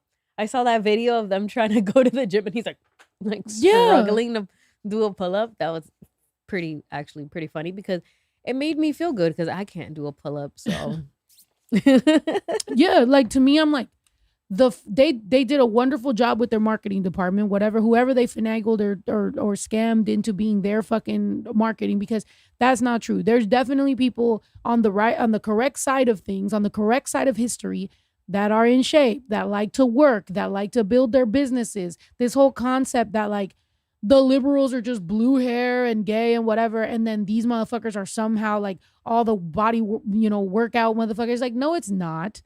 Y'all are just some of these bodybuilders and shit. They're just a little bit dumb, so they got swayed that way. And the crypto bros and all that fucking mindset. Because when you're scamming and you're doing all that type of shit, you have a lot of time on your hands. So you get to be that guy that did that video that went viral where he fucking washes his face. For 6 hours, he does nothing. He washes his face with ice. He fucking jogs around. He puts on his shoes for a fucking hour. He goes to the gym. You know what I'm saying? Sits in front of his laptop, whatever. Like, yeah, scamming tends to make you have a lot of time on your hands. So motherfuckers is working out. But that does not by any means mean that side is all the people that are self-help and that are really learning and that are really whatever and that are doing well in life. And then somehow everybody on the correct side of history is just like, doesn't give a fuck. Look at the billionaires. Look at what they look like. They're all pasty. They're all weird. Yeah, like, didn't they do think it's like being tough is the same as being mean to people. And those people are very mean to people. So they're like, oh, they're tough. But it's like, no. They're just mean. They're evil people. Yeah. It's you could be tough without being mean to people. Yeah. Yeah. You don't have to be you know, like teaching young men about, you know, about routine, about accountability, about character, about development, about business, about working for what you have, about earning it, about building wealth and building yourself and physically caring about yourself and caring about your health and being able to have conversations with women. All that is not red pill. That is not like, I also need everybody to stop saying that, oh, that's just all the pipeline. No, that is a real thing. It is good to teach everybody these things. Don't align it with that. The fact that they're trying to align it with that so fucking hard, that's their PR that they're doing. But we need on this side to be able to have people that are also teaching young men and women about these things. You feel me? Because that should not be aligned with them. That's not them. The billionaires do not give a fuck. This whole idea that empathy is weak and whatever, it's because those people are sociopaths. It's because that dude is so fucking far in a K-hole and in Trump's A-hole that he fucking doesn't know what's reality and what's not. Look at when pull up when Azalea Banks talked about being at Elon Musk's house. She read the fuck out of him. And how long ago was that? That was like 10 fucking years ago. Really? She went to Elon Musk? Bro, she was at Elon Musk's house with Grimes. What? Oh, that's true, because he had a baby with her. That's true. That's insane. It was fucking hilarious. When I was reading that shit. 3 years ago, Azalea Banks arrived at Grimes and Elon Musk's mansion. Literally been sitting at Elon Musk's house alone for days, waiting for Grimes to show up and start these sessions. I have no idea when she's coming back. I'm going to wait one more day then, and then I'm going home. Wait, but there's more. Where's the one? That's not. Did you pull up the one? Okay, you pulled up the first one. Yeah. Oh, she just had like a whole thing, like a whole story. Bro, she was like, when she left is when she finally got to say all those fucking. She just went in because she was just like, "What the hell is life?" Like, I'm dead. That's crazy. I just think it's crazy that these people that consider themselves so big and strong or whatever, that they're MAGA supporters, are the same ones that made a meeting just to tell the officials of the military that they're overweight and they're fat, but one can't even do a pull-up and the other one's a freaking greasy ball of dough. Like, what? Like, it's all a scam, bro. It's all a scam. Like, all the people that fell for that, one, are too lazy to have critical thinking skills. Two, are too lazy to fucking go and actually do any research. And three, believe that just aligning with them is actually going to get them any closer in proximity to either money or whiteness or whatever it is that they perceive as success. I feel like we got raised with that. We know that in the Latino community, I've heard it before, we have our own white people. In our Latino community, we have people, we were raised, I'll say it myself, in my family, from my grandparents. Not on my dad's side, because I never really talked very much with my grandma on my dad's side about anything other than like music and God. Like, that's all she cares about. Music, God. That's it. But more on my mom's side, I feel like there was always this idea that like, as long as white people accept you and like, oh, you gotta be like white people and like, you know, the colorism and like, oh, don't end up with a person that's darker than you. Don't get too dark. No dañe la raza. Yeah, like, don't get too dark. Don't go in the sun. Oh, you've been in the sun too long. You're getting too dark. I grew up with that constantly. So when people talk about why my name's Snow White or why my name's Snow the Product or why, you know, whatever, it was because I was pale. And people made fun of me. People to this day, like, if people see my fucking legs, they'd be like, oh my God, you're so white. Yeah, bitch, because I spent so much time not going in the sun because I was looking for my mom's acceptance that I just didn't go in the sun. And then next thing you know, now I'm older and now I just haven't really been in the sun. So I'm like, well, now for what? Unless I go like a beach or something, that's fun. But then I'm scared to go into the sun because now they're going to see me being fucking radioactive color white and then people make fun of me. So now I don't do it. So now I'm stuck in this cycle of just like not doing it because I'm scared to do it, or maybe self-tan before I go so I don't scare people. I'm like, there's too much thinking. All because what? Because my grandma was colorist. R.I.P. Love my grandma. But that's how she got taught. Why? Because her mom was light skinned. So my grandma was darker than her mom. My grandma's mom was super light skin, blondish, reddish hair. Like, so it's just something that got passed down. And that's how life was. So for me, like, it was always, I think, I don't know. I grew up very anti that. So, you know, I didn't introduce them to my significant others or anything because I already knew they were gonna have comments because I don't date anyone lighter than me. Like I don't. Like that's my preference. That's what I like. You feel me? So to me, it's like I already knew they were gonna have their fucking comments, and they did. And you know, I had real close family talk about my son and talk about, you know, his color of his skin, and I was like, "What the fuck is wrong with you? Like, it's a baby, it's a child. Like, what are you talking about?" Or when I was pregnant, like point at a diapers box, and it was like a black baby, and be like, "Mira, así va a nacer tu baby," and I'm just like, you know what I'm saying? Like that, nothing's fucking wrong with that, but also now I want to fight you in the middle of fucking Walmart because what are you thinking? What are you saying? Like, what's wrong with you? But you can't punch your mom, so. It'd be like that. Anyway, what? You were gonna play something? Jesus. They're both two fucking crackheads. He's on tweeting on acid, fucking up his own stocks and whatnot. A real life dummy. LOL. Elon Musk is better off hiring an escort. At least an escort will have kept her mouth shut about his business. He's got some dirty sneaker. What? Inbred out of the woods. Jesus Christ. Beer pussy meth head junkie running around town telling everyone everything about him. That's she's saying that about Grimes? Yes. Jesus. All because he needed a date. A date? He needed a date to the Met Gala to hide his shrinking dick from Amber Heard. LOL. A fucking rebound. A beta male who took steroids and got hair plugs to convince himself that he was an alpha. There's no reason that in this collab with Grimes, I know this much about Elon Musk. Grimes is really an idiot. Oh my God. That shit is insane. Holy shit. She's good. Elon can hack my phone, my computer, my website, have a PI wait on my block, stalk my social media, have failed attempts to poison me, etc., etc. And none of it is enough to truly make me give a fuck about the situation. LOL. I'm not getting paid to report this Tesla shit, and it's cutting into my single promo. In the same breath, I'm tired of letting men walk all over me and make my life unnecessarily hard while I sit back and take it. Nobody is going to ruin this year for me. No one. So either Elon wants to handle it quickly with me, or I will handle it quickly in court. Either way, I need results on this ASAP. Staying at Elon Musk's house has been like a real episode of Get Out. And he's ugly. The thin gray lips and froggy eyelids, ununiformed hair growth pattern, pork skin. He's on the Down syndrome spectrum for sure. There's something not quite right about that man. I wouldn't give the credit of calling him an alien. He's a mutant. His humanoid group crawled out of the Caucasus grave system 15,000 years after the first Caucasian Homo sapien did. He's really a caveman. That's insane. Froggy eyelids is crazy. Hey, yo, she's wild. That's crazy, bro. To TikTok, I know you guys are saying, like what to show you or whatever. I'm live on my podcast right now. Matter of fact, I've been on TikTok way too long. We're live on the podcast right now. They're watching us. We're talking. We're showing you guys videos. We're reacting, doing all that shit. I know some of y'all are gonna be like, I'm too lazy to get off of TikTok and go over to YouTube. That's crazy. Stop. Fucking go through. No, I'm not on Twitch right now. I'm on YouTube. On YouTube every day, every Tuesday at 6 p.m. I have a podcast and we go live. We shoot the shit. We talk. We drink some beer. We take a shot.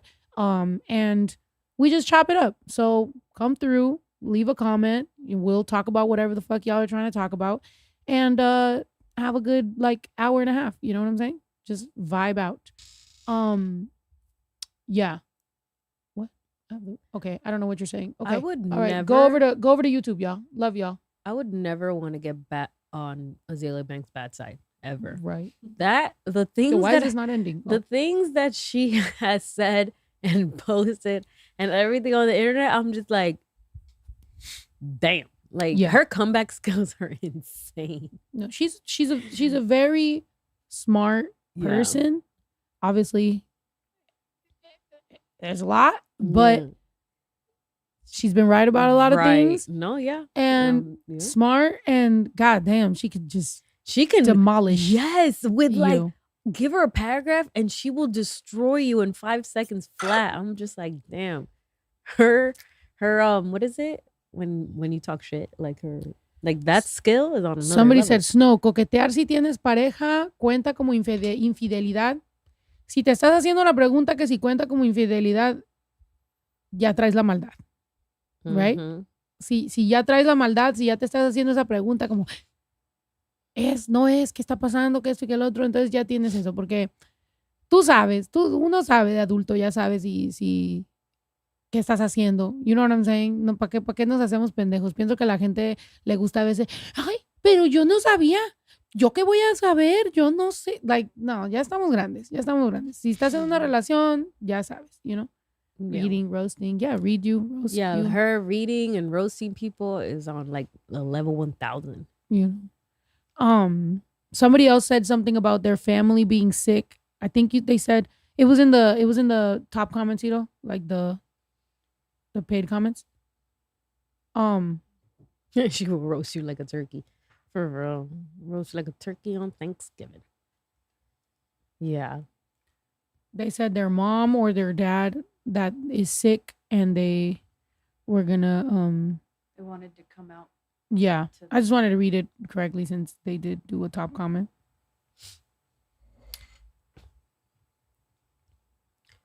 No one asking you to run a marathon, switching in that, yeah, right? But sometimes people, I mean, that's how it is. That's also just the tempo that everybody's at right now in the world. It's like you want a quick video, you want to know what it is, you want the tea, you want the gossip, you want it at your fingertips, you don't want to download an app, you don't want to go switch up, you don't want nothing. But it's like, but at the same time, you're making your own brain lazy. You know what I'm saying? Because just waiting around for the exact type of content you're looking for, you're being fed an algorithm. Go look for it. Sometimes it does take going and searching. For me, sometimes like I'll go and like actually specifically search like a video or search something, like just going on TikTok or whatever. Like sometimes you're not going to get the best stuff. Not everybody's on TikTok. Not everything's on TikTok, you know? Yeah. You would think a lot of people are on TikTok. You would think that it's such a like big, huge platform that everyone's Thank you, on it. Daphne. Thank you, Jen. Thank you, Crisito. Thank you, Jessica. Thank you, Mondo 505. Thank you. You're real. Thank you, Jessica.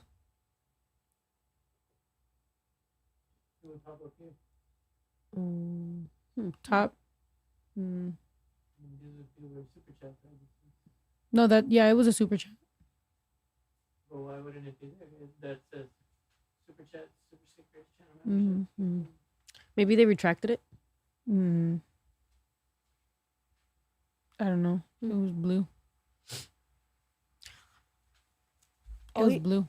Well, what was I gonna say? The big what is it? The big topic that happened, I guess, last week was Bad Bunny getting picked for the Super Bowl performance, and everybody went up in fucking flames, because they've never heard of him or anything like that. And then they said that the Turning Point was gonna do their own halftime performance. And they came, well, now we know it was AI, which I thought it was hilarious. They came out with a they came out with a lineup of their halftime performance. First of all, a bunch of artists. How are you gonna fit that in 15 minutes? And then it said special guest Measles. Right when I read that, I was like, that gotta be AI. Measles? Yeah, they said special guest Measles. And I was like, oh, that was funny. I thought that was hilarious. But I'm not gonna lie, I almost fell for it. But then I saw it was Kid Rock, and I was like, who the fuck listens to Kid Rock anymore? Right. I think the problem, and this is what kind of the problem always has been, right? Whenever you're talking to people who ended up voting for MAGA or ended up voting for Trump, they forget that there's an entire world. Like this whole idea that like America's like absolutely like the best of anywhere, and they're like, well, if you don't like it, go back to your shithole country. Like they forget that there's so many people. Like you would have to actually have a business to understand, like an actual business that like, you know, international, to be able to understand the power and the value in how many people exist, right? So to them, they're like, who the fuck is Bad Bunny? Who the fuck is listening to him? It's like the entire fucking world. Right. He's the the whole world. number one streaming artist in the world. Not America, not Latin America, not the Caribbean, not the world. They were like, oh, we'd rather have Morgan Wallen. And it's like, well, who? The halftime show is not for football fans. Yeah. It's to attract other it's to like attract other the football fans are already watching for the football. Yeah. So doesn't it make sense to have Yeah.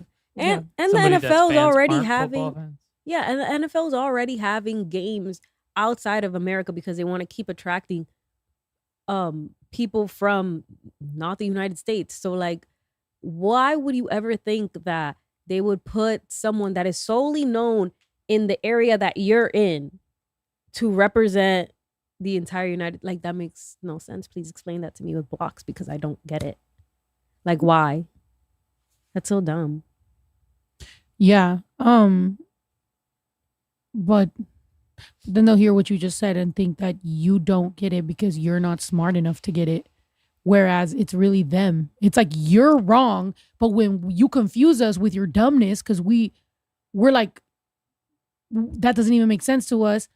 They go, yeah, because you're not smart. And it's like, no, it's just like when something is so dumb, it doesn't make sense. Like, why? So then Because we you're get not stuck. So no. we get stuck and we don't know. And we get like, and now they're just like, see, you're dumb. And it's like, oh my God, they're But, beating like, us with dumbness. That's what it is. Yes, exactly. It's like they get to just be clueless and dumb, and we have to sit here and our brains hurt. Yeah. Yeah. We have PTSD from dealing with dumb people. Right. Someone told me that Bad Bunny is performing is disrespecting his culture. Oh, there's so many fucking. What? It's crazy because they started out with calling us snowflakes, right? And it's like they're soft. They They're get so offended emotional. for everything. They're every so single emotional. thing. It's like you have to, if it's not a plain, unseasoned piece of chicken, they will lose their entire fucking mind. They don't know what seasoning is. Like, why? Like, I don't get, like, what? Yeah, people went looking and never came. What? Oh, to the center of the center of the earth. Go into hollow earth. Go down there. People went looking and they never came back. Yeah, who knows? You know, curiosity killed the cat, and apparently so did hollow earth. I don't fucking know. There's some things I don't know. You know, when people try to start having the whole like space and aliens and moon and flat earth conversations, I'm like, you know, Flat earth. you know, like, but you know, because when you're on the plane and then and it's like, I just don't want to have this conversation. Like, I don't, like, it's fucking dumb. Like, honestly, I don't, this is hurting my brain. And I think that's the problem, that everybody just goes off in their own tangents. That's how you know they're privileged, because they get to worry about that. Yeah. That's their main focus, is what shape it is. But haven't you ever wanted to go to the moon? I'm like, no. No, I don't. No, actually, I don't. Like, you go, y'all figure it out, and then come back and then let me know. And then I'll probably be like the 50th, like, you know, wave of people that goes. I'm okay. I don't want to try it out. I don't want to be, you know what I'm saying, the Christopher Columbus of any of that shit. Oh, God. You know what I'm saying? Like, no, I don't want to, I don't. Fuck Christopher Columbus. Yeah, fuck Christopher Columbus. What they said something about like good news for the Italians or something, because this dude's like reinstating fucking Columbus Day and shit. It's like, he's such a fucking idiot. He's But it so wasn't stupid. He He didn't even land in America, you morons. He landed in Hispaniola. He landed in the Dominican Republic. That's where he landed. And he thought, he saw the Taino and he was like, they'll make good slaves. I'm gonna force them to pick gold for me and wait on me hand and foot. You know what he did when they didn't get him enough gold? He chopped off their hands. And he made them almost basically disappear. Yeah. And then said, well, okay, I'm going to go back and tell them I found America. And they wrote letters back, right, when they first landed, and said it was so crazy how these people are sharing everything and So sharing nice. their food. Mhm. They're being so nice. We're They're gonna make sharing them their slaves. culture. They're being so like welcoming, and they're just like allowing these people to come in. They were shocked. So it's like, those are the people you guys called savages. Those are the people that you painted out to be savages in movies so Mhm. that you could feel better about the fucking terrible things you did to them. Like if those savages, I forgot, I don't remember why did Nick Cannon get canceled when he fucking said that they were the savages? Remember when Nick Cannon got canceled for saying that the fucking explorers were the savages? They were. They were the ones that show up to places and try to fucking kill them. Like, that is the savages. The indigenous people were literally minding their fucking business. They were sitting there, and I had to have this conversation one time because with my family, because obviously religion is very like instilled in our culture because it was beaten into us and murdered many people when they didn't want to just adopt to their fucking, idea of religion. Another conversation for another fucking day. But I had to explain to them, I'm like, so you mean to tell me indigenous people were minding their own business and praying and thanking for the sun, for the earth, for water, for the air, thanking nature, right? Being grateful and living in gratitude to nature, things you see, hear, feel, real, right? And they said they're dumb and that they should pray to whatever white Jesus they were saying. Because if you think about that, indigenous people were just sitting here actually being grateful for the things that they had. Wanting rain, wanting, to grow crops, grow their own food. God, sun, nature. Meanwhile, these motherfuckers are like, no, man in sky that's gonna tell you, that told you that this is gonna be our land and you need to give us everything and everything's gonna be secretive and weird and you're gonna give us 10% of everything you earn and if you don't believe everything that we tell you right now, we're gonna kill you. It's like, what? But then you'll tell that shit to like an older like Mexican person and they will literally think you're the devil. Like they'll be like, and you're like, what? Like, how am I wrong? And they never have an answer for you. They never have a fucking answer for you. You just need to believe. I had so many questions growing up. And like, there was never like an actual answer that they could give me. It's fucked up. That's all American. Yeah. It was a genocide. Absolutely. Some reason woke is a bad thing. History is tainted. Yeah. Can you imagine? But I mean, between everything I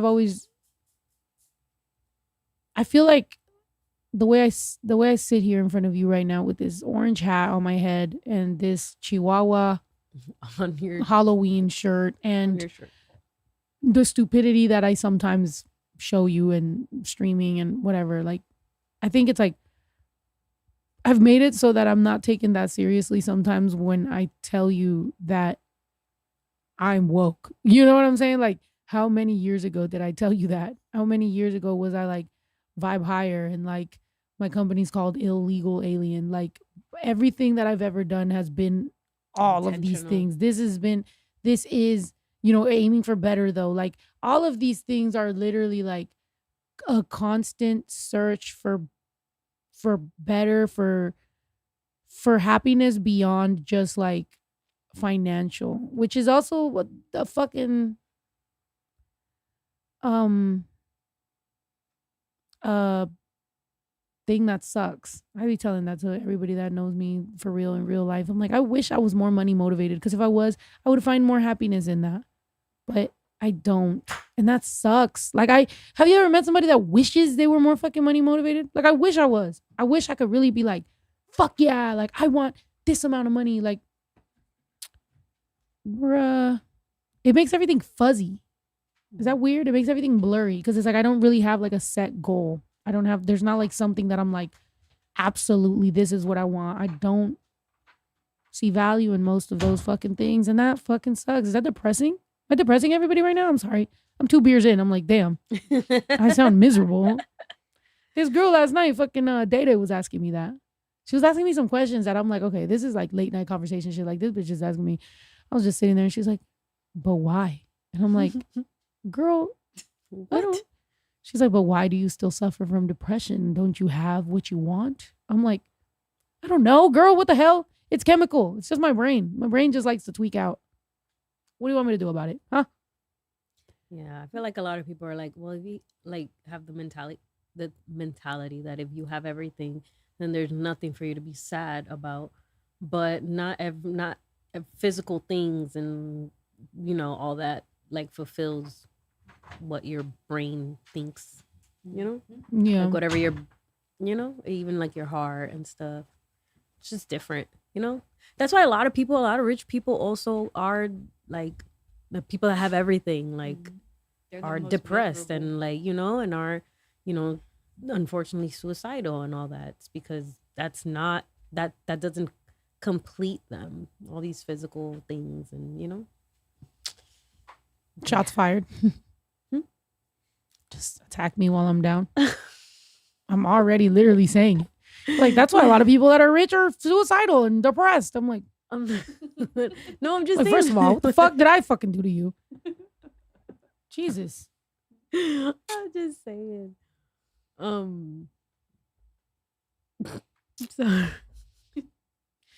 Anyway. But also, look, here's the thing about depression. It's gonna happen no matter what. I could be broke with a fucking, whatever my situation it could be, or I could be rich. I understand that the issue that I suffer from is there regardless. So I rather, right, create, work, make sure that the people around me are good, make sure that I can live with myself. That's the biggest thing. I think a lot of times, like I tell you guys about like character and like there's been bags that I don't get because of the shit that I chose to speak up on. It's true. I rather live with myself with that because as someone who already suffers from depression, as someone that already suffers from anxiety, as someone that already has her low moments, I can't imagine sitting there and looking at myself and know that I fucking sold out and know that I'm a coward and know that the shit that I tell y'all is not true and know that I'm living a double life behind the scenes where like at any moment like some shit can come out that Snow did this, you know what I'm saying? It's like I wouldn't be able to survive that, which is why I have to live my most honest truth. Like I have to. It's literally survival for me. Do you understand that? Like it's survival for me to be the realest version of myself because if I'm not, el remordimiento will fucking literally absolutely kill me. You know what I'm saying? So it's like it maybe in some way all that negative is what pushes me to find the best version of myself constantly, which kind of is what pushes you through life, which kind of is the journey, which kind of is what gives you some sort of general direction in life. Because other than that, you're just kind of like, I don't know, like blob. I remember I heard that when it was weird when I told my son that when I was like, you're kind of just being like a bubble, just kind of like floating around with no direction. I remember hearing that around his age by my mom. My mom said that to me. And so for me to just sit there now all these years later and say that at the same age to my son, I'm like, I hope that I'm doing it in a more positive way. I hope that there's a better way that I'm kind of like, but at the same time, I did have to have those hard words be said to me so that I can understand because she was right. I was lost and I was getting into stupid shit, and it was because of childhood trauma and it was because of what I had been through and it was because of everything that I probably felt like I needed. And had I not got myself in very bad trouble when I was 17, I would have probably been one more fucking person in the system and one more person stuck in all of that shit. But thank God to the teen outreach. Thank God to the people that fucking checked on me. Thank God to the people that gave me advice, to the people that housed me, to, even Lisa, like when she didn't realize what I was going through. Because I didn't tell nobody. I would just be like, I'll just show up, and it was just like, everybody's hanging out at her house. Cool. I'm hanging out at her house. People stay over. I'll just fucking hang out. I'll just fucking stay over at Lisa's house. She didn't realize how much some of those times when I just happened to stay over at her house, I needed to be somewhere else. You know what I'm saying? And it's like, sometimes you never know. You never know what people are going through, what kids are going through, whatever. So that's why maybe I a lot of times like tell you guys or talk to you guys about like your kids, your younger siblings, your cousins, any younger people that you see. Those are the formative years. Those are the years that they need the most support. And those are future adults that, depending on how they're treated, how they're talked to, how they are made to feel, that is the next wave of adults that will be voting, that will be talking, that will be molding the future for our kids. So even strangers' kids, like making sure that they're cool, because you never know if that fucking kid, it might be that Spider-Man situation where it's like, you let that kid become a fucking bad person, and that might be the kid that ends up hurting your kid. And you never know. That guy grows up to be a fucking adult that ends up being some sort of mass shooter, and that motherfucker happens to be at some random mall, and then your family might fucking be there. And all because that fucking kid should have just fucking been listened to or heard or taken or medicated, something. Because there's people that are literally hearing shit right now. There's kids right now watching these stupid ass documentaries on Netflix. Fucking 70% of all these documentaries and things that everybody's putting money into, of killing, of mass shooting, of murders, of how many times are they going to milk every single fucking case, every cold case, every single time that there's a fucking shooter, they plaster them everywhere. Like if there's some sort of fucking hero, they're not. They're losers. You know what I'm saying? Like, getting bullied does not mean you get to go and shoot people. It doesn't. You know? So, I don't know. I just think more conversations, more outreach, more giving a fuck. And like I said about the whole thing, for someone like a big Chicano artist to say, I voted for Trump because the United States helped my family, meanwhile not understanding that it was probably Democratic people that helped your family, because Republicans think that's socialism to fucking help people, to put money into teen outreach, to put money into helping the poorest of the poor be able to at least fucking survive or get groceries, to be able to help people, you know, have the basic necessities. Like, but that is what we're fighting for here. So you voted for the people that are trying to stop that. It's a basic necessity to get food. 2 countries voted that it is not a basic human right to get food. Who was that?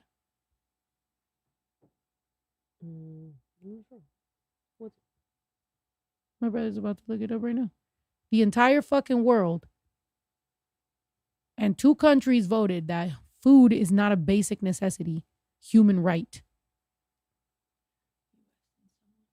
Well, yeah, United States for sure.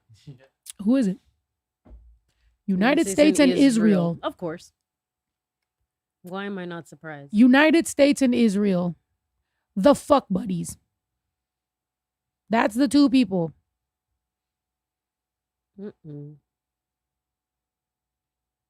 That goes to show you. This is the greatest country in the world. But this country doesn't believe that food is a basic human right. That's where we live. And I'm so tired of people saying this whole like, well, if you don't like it, then leave. I mean, that's like thinking I don't like how my son's acting, so I'm going to abandon him. No, you correct the behavior. Because you love something, you try to improve it. You try to help it. If you're in a relationship and you still care about that relationship and you love that relationship, you try to improve it. You don't just go, I'm out. You say I'm out when you're done. When you don't give a fuck about that relationship anymore. As long as you're trying, it's because you care. That's the same thing with the United States. We are talking about it and we are talking about what's wrong because we care. Not because I care about it. By the way, not because I care about it. After everything that they've fucking done, sometimes I am like, well, fuck it then. I mean, you know. We had our run, 250 years. I mean, hey, time for a new one. But sometimes I'm like, well, damn, we're already here. I built my whole life was built on work hard, and one day you'll have a house and you'll have security and you'll be able to finally just rest and live happily ever after. That was the dream. That was what people promised. People said, work hard and you will get out of poverty and you will have your own house that you own and you will be able to live in peace and just be happy. And so that's what we fucking did. And so we worked and we worked and we worked and fucking tirelessly worked until you finally have your house and you're finally in a place where you're like, yo, I'm going to be safe here. And now they're crashing the entire fucking institution. They're crashing the entire fucking thing.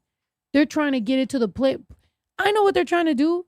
They're trying to get this shit to the point where we turn up, they militarize this whole fucking shit, and they start attacking everybody that they're fucking opponents, and then they take everything from us. That's exactly what that's the playbook. The playbook is they want all the fucking power, and they're going to start picking who the fuck they're going to take everything from. That's where it's going. So yes, I'm like, let's still at least fight for whatever the fuck they promised us. Because that you can't change the rules of the game midway through the fucking game. You know? And that's it. They're trying to change the game on us. Once we finally did it, once some of us finally got our house, some of us finally made the money, some of us finally got out of poverty, you stacked everything against a motherfucker. That's why I hate whenever MAGA motherfuckers, I hate when a MAGA dude goes, victim mentality. Victim mentality? I have a victim mentality. I'm a woman. I'm queer. I'm brown. Daughter of immigrants. Everything was against me. Everything was against me. I had no fucking way to make it out. No college degree. No fucking FAFSA. Nothing. None of that shit. And I fucking made it out. I made a way. I'm a victim? I'm a fucking victim? I made something out of fucking nothing. And the only reason that I'm not even bigger as an artist or that I'm not making more fucking money as an artist or I'm not more famous is because I'm not a fucking sellout. I'm willing to say no to people's faces. There's amounts of money that I've been able to literally walk away from and feel way better about myself for saying no to it. I could have fucked my way up to the fucking top. You don't think I could have fucked several fucking different big producers? I was in studios through Atlantic Records. I was in studios with some of the biggest fucking producers. Like, huge. I could have took the bait every single fucking time. I never did. I was able to just walk out, not this deal, I don't like that. This, nope. I never sold my publishing. I never did none of that shit. I fucking stayed real to this moment and I can live with that. And I love that shit for myself.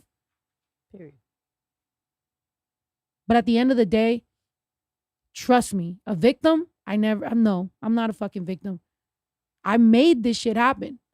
But now you're trying to change the fucking game. I mean, it's going to get to a point where we're going to have to figure out, okay, fine, you want to change the game. If enough people want to change the game, then we're going to be like, okay, cool. So what's the new rules? Because like I said, I'm not a fucking victim. So what's the new rules? Give me the new fucking rules and I will win that game too. Like, you feel me? But they got the game fucked up, bro. Like at this point, like I'm literally like, I told my son, I was like, bro, I'm your OG, bro. Like I literally, like if you think about it, like I'm your OG. That's it. Like I'm trying to teach you how to be a real motherfucker in a fucking fake ass, weird ass world. I'm trying to give you the rules of the game. I'm trying to show you what to do because once you turn 18, you are a grown man and you have your own fucking decisions. And if you fuck yourself over, you have to deal with those repercussions. So all I'm here to do, I walked this path already. I came back and now I'm handing you all the fucking rules. It's up to you if you want to listen or not. Mm-hmm. And that's where I'm at with it. But the only thing is that now they're trying to change the game. So now I'm trying to teach my son while also being like, damn, okay, hold on. Because there's a volume 2 on this part and there's this. And I'm like, hold on real quick. Because when back in my day, it was like this. But now you got AI and you got all this shit and you got you got crypto bros. You got people trying to take your fucking money, trying to scam you for this, trying to scam you for that. I don't know. When the bank is suggesting don't invest the fucking money, that's when you start getting a little scared. When the bank is calling you being like, maybe don't put that money in that right now. Maybe, you're like, say what now? By the way, she's a real bitch. The bitch that the girl that's giving me that advice, I'm like, oh, you know what? Thank you. I appreciate you. Because she could just do her job and not give a fuck. But she's like, so, maybe. I'm like, maybe not. Gotcha. It's a weird time. That's why before I crash out the project, like it's been evolving. When I started some of these songs, when it was No Traigo Nada, when it was Alligator, when it's all those feelings, it was almost like exclusively political. It was almost like like against the grain of what's going on right now politically, you know? And right now it's almost everything. Like it kind of like is zooming out. Like right now for me, before I crash out, is like zooming out into everything, into just every fucking aspect of shit. So it's like kind of I like that I took that pause and that break to be able to just kind of like reassess and rearrange everything, because I'm like, bruh. Yeah, it's redirection. Absolutely. You said don't trust the banks. Bro, trust your gut. Trust your gut. I'm not a type of person. If a bank tells me something, it's not like I'm immediately going to listen, but I'm also going to trust my gut and be like, sometimes they're right. You can't be that person to be like, don't trust doctors. It's like, no, there's going to be some doctors that are going to be right. You know what I'm saying? Yeah. Azalea Banks. Is it weird that I always knew I wouldn't make it until the game was going to get harder? Wait. What? It's weird that I always knew I wouldn't make it until the game was going to get harder. All right. What are you guys going to be for Halloween? We're gonna be many things. What? Several things. You didn't see me looking like a chili pepper? She started Steptober already with you don't like the chili pepper, huh? You like the yeah, it was just funny to edit from to yeah. and then at the end when the mustache gets put on me, that shit was funny as fuck. Oh yeah. Yeah. Well, I think the next one is gonna be she's gonna be Buzz Lightyear. Yeah. Buzz Lightyear and Woody. I'm dead. Look at that shit. I look like I was struggling. You look so worried. I was choking on a hot, spicy salsa while dressed up as a fucking pepper is crazy. It was poetic, really. It's very poetic. Very poetic. And then what? Buzz Lightyear and Woody? Buzz Lightyear and Woody. We're gonna be that. And then she's gonna be a Labubu. where she's gonna have Labubu vibes. And then I'm trying to have her be Kim Possible and I'll be She-Go. That one is just Halloween. for her. Like Just she specifically wants me to be Kim Possible. You should be a purse. A purse? She's a Labubu hanging off your purse. I'm dead. That's hilarious. That's actually really funny. You imagine I get a costume of a purse and just like get like a thing and connect it to the purse. We should make it. I think you should we should make a costume. What if you had to choose, what Halloween costume would you be? Like have? I always, since I was I've a little chosen kid, all of them. Since I was a little kid, I always wanted to be a saxophone one day, and I've never been one. And Marjorie said she would make me one because she makes her kid's costume every year. And I was like, I've always wanted to be a saxophone. And she was like, she was like, we should do like a podcast or like some sort of talking thing or whatever, and we should make our costumes. She's like, I'll help you make your saxophone. So you can finally be a saxophone. You should do it. Should do it. Yeah. You know, why not? I feel like be a bolsita de snow. I'm dead. I feel like everybody's done that though. Mexicans. Yeah, I don't know why. And wear snow glasses.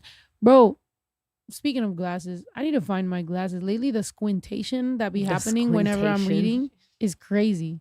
I be like, I know I'm going to get crow's feet. Speaking of crow's feet, we have a bunch of fucking vultures up there. What's up with that? Did you see the video?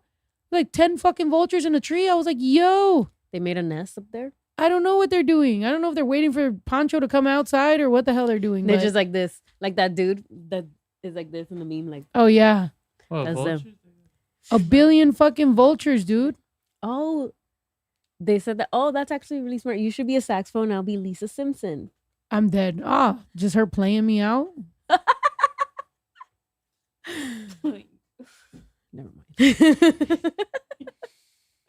They're like, there goes Snow getting played again. No, yeah. That would be funny.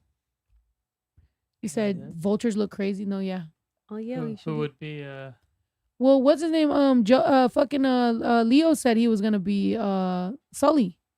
And you'll be Mike. And then he said that I should be Boo, but she said I should be Mike Wazowski. So I was like, that's what she thinks. Instead of me being Boo and being cute, she's like, and you be Mike Wazowski. I'm like, wow. Because you like funny costumes. You'll be God a baby. forbid I was gonna be cute. You're gonna be a baby. No, you could be Boo and I'll be, because you look cute with your little 2 ponytail thingies.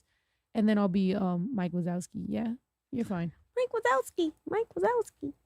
What are y'all I gonna be? didn't know that Boo was an actual baby. Like her voice was an act. You know how like sometimes they'll have I'm like dead. the voiceover would be Somebody like a regular Ross. person, but it was a baby. I was like, oh shit, nice. Who's gonna be that? Ito? Yeah, I'll be Roz. That should be Ito for sure. That's Ike Ito when he's Wazowski. grumpy. I'm like, Ito, we're gonna do this. We're gonna do that. He's like, all right. Oh, this one. That's funny. What the? I mean, you got the hair. That's cool. You already have the hair. You don't have the weight on you. Hey, We got to get that's you in true. makeup. Yeah, put what is it? The prosthetics or whatever. Mm-hmm. You said that's what I was gonna be. Wait, what were you gonna be? You know we can hear you whisper, right? Right. You be whispering like we can't hear. You go straight into the mic. You're like, I sent you the And I didn't where? I don't see it. I'm done. They Oh, said look Ito at- gotta wear the lipstick too or it won't count. Look at what you know how Drew always like messes up his text. He doesn't care about. He does not give a misspelling. fuck. He be disrespecting my name consistently. Yeah, he spells her name so crazy. He'd be like Stephanie. Steve, like, I'm like, what are you at that and first? does not correct. Like I'm like, you No, know he you don't got care. autocorrect. Anything from the grocery store, yeah, you can get the Oreo poop tarts. Poop tarts and Coke and Please, toothpicks. I'm thank dead. you. Poo tarts and literally doesn't And give he a doesn't- fuck. He doesn't correct himself because he's like, no, they'll get it. Jesus. Poop tart. Poop tarts. I mean, I'm yeah, dead. I be getting mad at him sometimes. I'm like, is this how you really spell? And he'd be like, no, this is just how I text because it's quick. I'm dead. I want to see him text. Next Yeah, time he 'cause how text, do you- did he turn off autocorrect? He probably, yeah. Because it is annoying. Because sometimes it does autocorrect. Like you're trying to type really fast, and I'm sure because in his group chat, like they all make fun of each other. So if you don't get your comment out quick, Yeah. you know, He's got it for speed. yeah, Mhm. that'd be me too, though. I'd be like, brr. I hate when OMW turns into on my way with an exclamation. I fucking hate that shit. On my way, like super I'm not that excited. excited. Like, yo, chill. Yesterday she texted me. She goes, "I'm on my way home." Right. I was like, "On my way." I was out and about. Oh shit. Oh, Look at the there's freaking the vultures. vultures. Vultures too. Somebody called Kanye West. Are they really vultures? Mm-hmm. And yeah, there has to be a nest right there. They're just waiting for Poncho. Come on. I love how let's those things keep go. buzzing and they were supposed to be so moles aren't around, and meanwhile the moles do not give a fuck. The moles be jumping on that shit. Mm-mm. Look at them. That's a lot of them. Dang. It's a lot. Freaking Simba's around here somewhere laying out. That's crazy. Right. And yeah, you could really see their bald head Bald headed ass. right there. And it's like, look, it's like 1, 2, 3, 4, 5. It's a whole colony. There's another one all the way to the right. Like, Something please. must have died. Right. My hopes and dreams. Sorry. Just kidding. Just kidding. No, yeah, they're just, you know, I don't want people on social media to be like, ooh, that's a bad omen. Like, it's also rebirth. I looked it up. Everything is a bad omen. Crows, owls, vultures. They thriving on the ranch. Right. I hope fucking some of the like possums and some of the vermin around here fucking died, bruh. Right. Like, Jesus, please, vultures, go get the rats. Earn your keep, man, and freaking get these rats. Yeah. The other day, I literally I ran that way, and there was a rat was like over there in that fucking thingy or whatever, and it went like close enough where like when I was like, fuck, like I just got mad, and I'm like, I'm literally yelling at a fucking rat, like he doesn't give a fuck. But I was like so mad, bro. I was like, I don't know how to attack you. I hate you. Why are you here? Fat fucking rat. Doesn't give a fuck. On his way to like impregnate another fucking rat. So I gotta fucking keep spending money to get these fucking rats out of here. Because everybody always talks about how New York is ratty. Did you know LA is ratty? LA got rats. Hella rats. It's like, bruh. Mm-hmm. Be crazy. You said possums eat ticks. Oh, okay, fine. Keep the goddamn possum. Mm-hmm. There's we got skunks. We have possums. We have raccoons. My tia, outside of her house, she had like 3 fucking raccoons. She was like, look at this family. I was like, not the raccoons. And then they take the trash and then they drop it over there somewhere. So now we have a bunch of trash that I gotta go pick up because the raccoons are having a fucking blast as a family. They're on a family vacation at my place. They're like, look at this, guys. Look at all these acres. Even the squirrels. I got beef with the fucking squirrels too. They ate all the flowers. I saw a squirrel. They ate all the flowers. They're rude. Wait, which flowers? They also ate my lettuce. Which flowers? I bought a couple of those flower, the little thing out at the store with like a bunch of the little bright little flowers or whatever. They just chomped off just the flower. Hell no. They left up all the sticks. I was like, this is so dumb. Today was raining crazy, and I was coming back into the house, and I just see this squirrel completely soaked from head to toe, and he went like, and it spiked up like this, and he kind of looked at me and kind of looked at each other, and he just went and just left, and I was like, these motherfucking squirrels, man. They don't give a fuck. And then what I really don't like is that the squirrels eat some of the fruit on the trees. They'll take a big chunk out of them and then they'll drop them. So then those just start rotting on the floor because now they just, if it was just a fruit and it falls and it's like completely closed, it'll be fine, right? But no, they take a chunk. So now when they take a chunk, now it's open. So now there's fruit flies. So now there's flies coming to eat and fruit flies coming to eat the open fruit that they just splattered on the fucking floor. Meanwhile, a squirrel's leaving fucking full cheeks full of freaking zapote in their fucking mouth. And they're just like happy as hell. Now there's fruit flies. Now the shit is smashed in the freaking whatever. Now we got to power wash it. Now whenever I have a guest coming onto the podcast, it's in the way of the guest coming in and it just looks crazy because it's splattered, crazy, sticky stuff everywhere. So now we got to power wash every single time. It's an argument constantly on this ranch with these goddamn animals. Squirrels they need to leave me are the fuck taking alone. over the This is the negative side of the Snow White story. It's just me beefing with squirrels, fucking skunks, raccoons, rats, freaking the dogs, the owls, the goats, the chickens, the chickens, and the dogs when you get into the house, and the vultures trying to eat everybody. That's what's going on. Speaking of your goats, you know how with goat yoga, they're always little? Yeah. Do you think we could try goat yoga with your goats? First of all, you and Steph are scared of Drake. I would not do it. She won't even get in there. Really? Drake be looking at me like he wants to go like that with his. What do they do after the goats are not babies anymore? The goat yoga place has a fucking has a plug with a birria spot. They're like, check this shit out.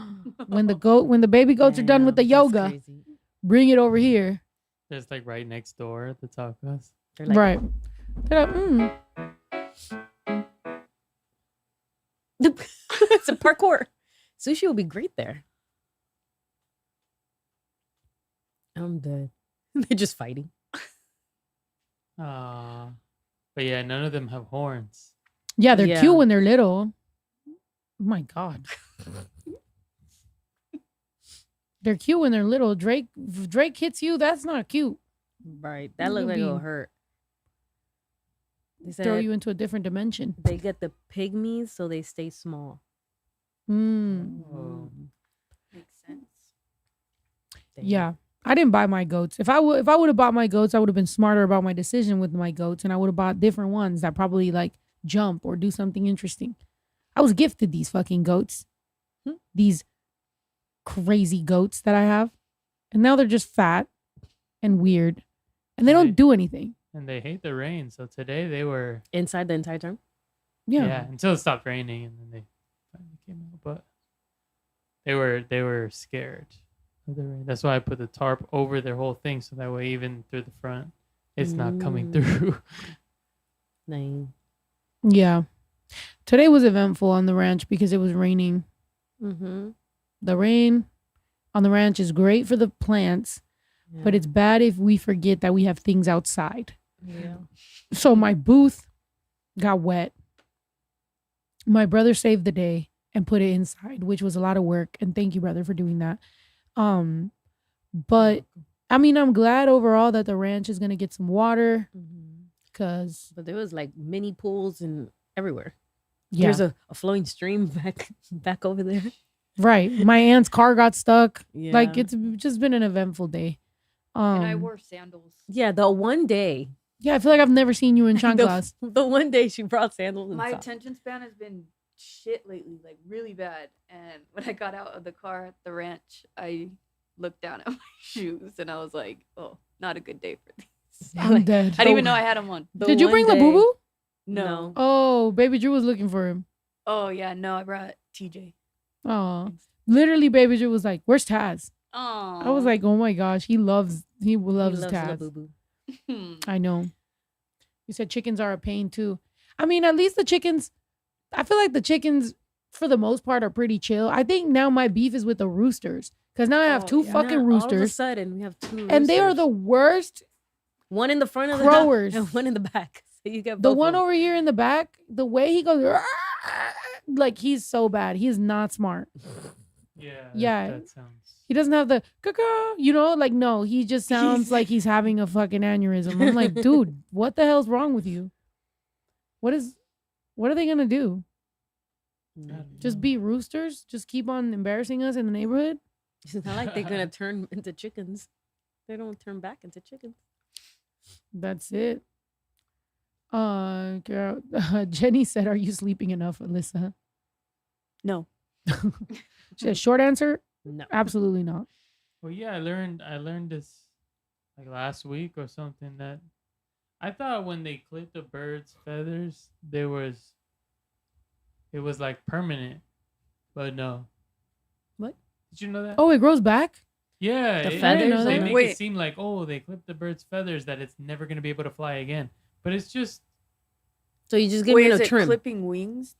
Is that different? No, because it's just the Clipping wings? That's what Amputating a whole ass wing? That's what they do. Is they clip the wing. So Well, this says wing clipping.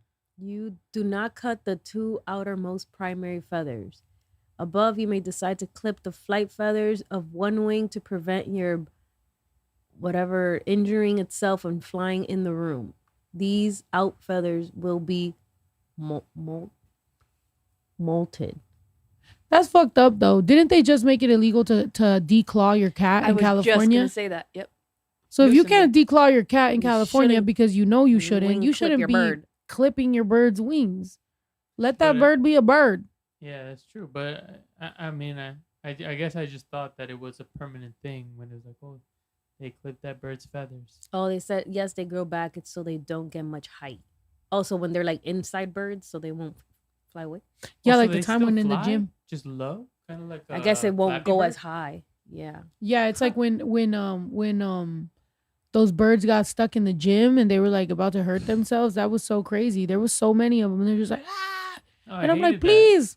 And they do hurt themselves because they try to just run fly into and their stuff. head goes bonk right Yeah. into the ceiling. It's like, stop. Yeah, you feel so bad for them. I feel like that pigeon that fucking killed himself in our window. That was crazy. Literally a Windex commercial. Literally, my tia was cleaning the window so good that a bird thought it could fly through one of the windows and it just smashed his face into the freaking thing. Damn, and passed away. It passed away. It was crazy because I'm like walking and then I noticed that there's like a pigeon dead on the whatever on the side. And I'm like, hey, what the heck? And then I go, I wonder what happened. And then I like look up and literally you just see tiny little feathers right there. I was like, oh, like he fucking smashed into the glass. I was driving on the freeway one day and a bird hit straight into my windshield. Ouch. And I didn't. And I was like, driving on the freeway and a bird hit my windshield. It sounds like you hit the bird. Bruh. I was like, was that a bird? And I look in the rearview mirror and I just see, like you said, like the feathers. And I was like, oh. You mean a bird was peacefully flying? He Back to just his family, ran it over. and you were coming through. But what's weird is Zooming birds by. usually don't fly near freeways or like. I mean, they'll go like hella high over it, but not Like, like it's the bird's low. No matter what. Right. She's like, I was driving It was along. bird. Stay away from freeway. There was one time I was driving on the freeway and I saw something move across, you know where your windshield wipers are? Like that little divot. And I was like, what the hell? And I look, it was a mouse. Oh, Jesus. And it just stayed there the whole time I was driving. Holding on for dear life. That's crazy. Oh my god. Just holding on with the claw. Yeah. I've heard that when it starts getting cold, you're supposed to like knock on your car for cats so to they get can, the fuck out. Yeah, because if you turn it on, you can kill them. That happened. Yeah, I heard that a lot in New York. Yeah, that's sad. Freaking cats. Someone said I had a lizard fly off my wipers and it was dramatic. Oh my god, a lizard. Yeah, one time, in order to get out of the way there was a possum on the street. I freaking like swerved, but I almost fucking like went off the side. I was like, oh my gosh. So when I was telling everybody that story, they're like, next time, do not do that. Like, you can kill yourself trying to save a fucking possum. I'm like, and possums are slow when they go across. I just didn't want to hear the crunch. Because there'd be times too, like here, whenever there's like bunnies or like squirrels going by, and you're just like, please, like have the correct timing. Like, Jesus, sir.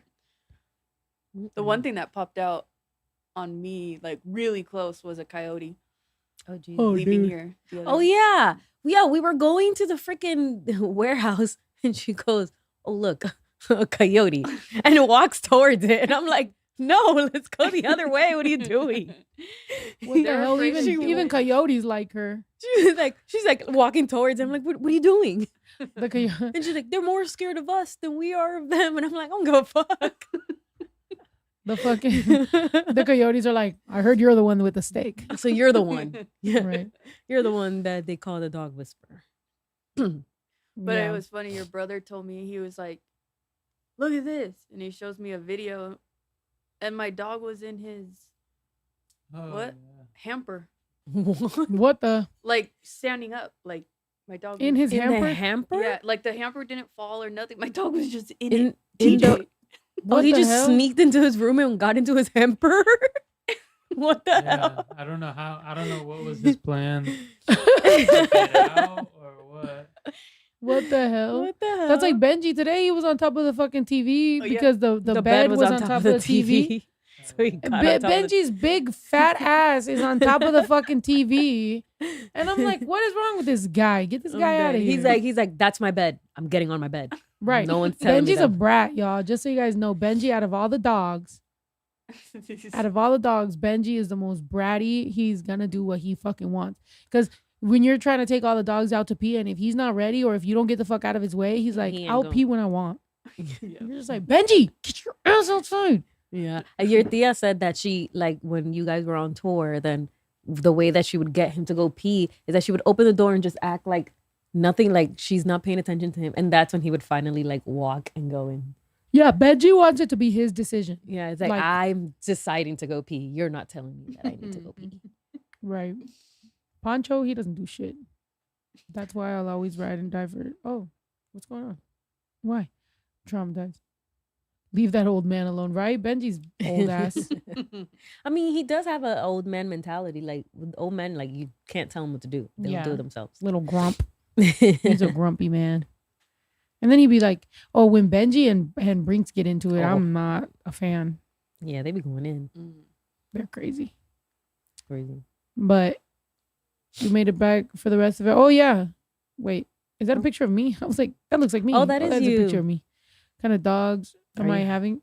Right now, I have two pit bulls, a Cocker Spaniel, a Chihuahua, and whatever Sushi is. Mm-hmm.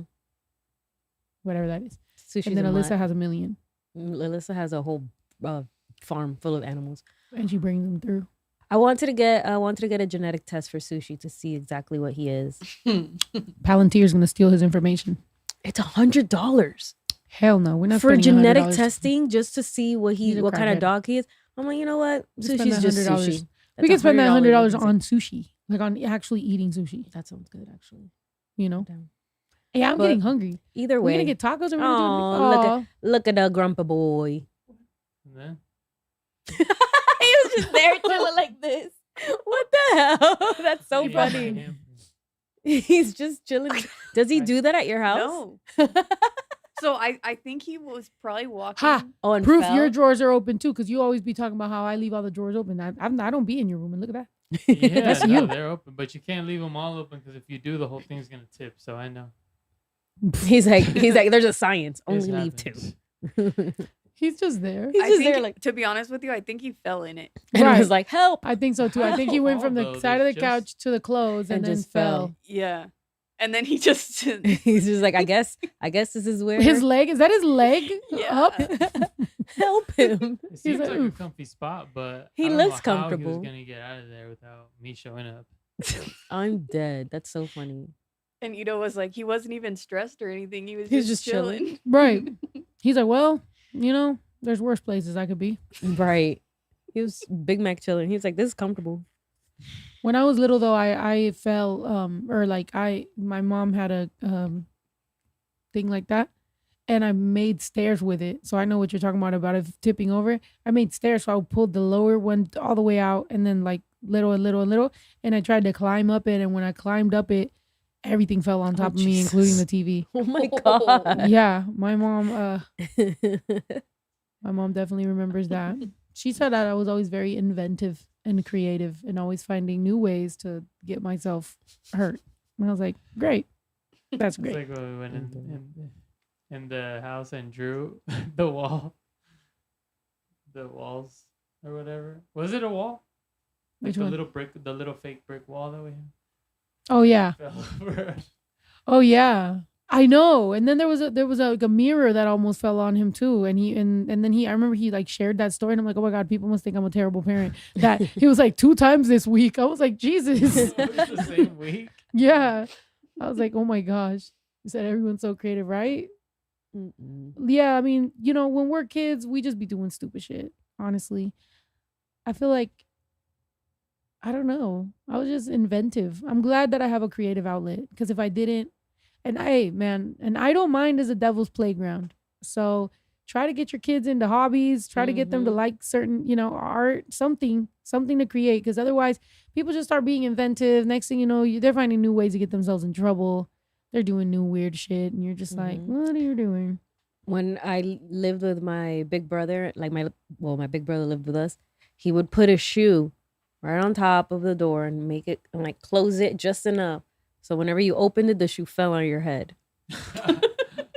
All the time. And then he would take baby powder and put it all over the floor and pretend it's an ice skating rink. I know your mom was stressed. My mom was stressed at that guy.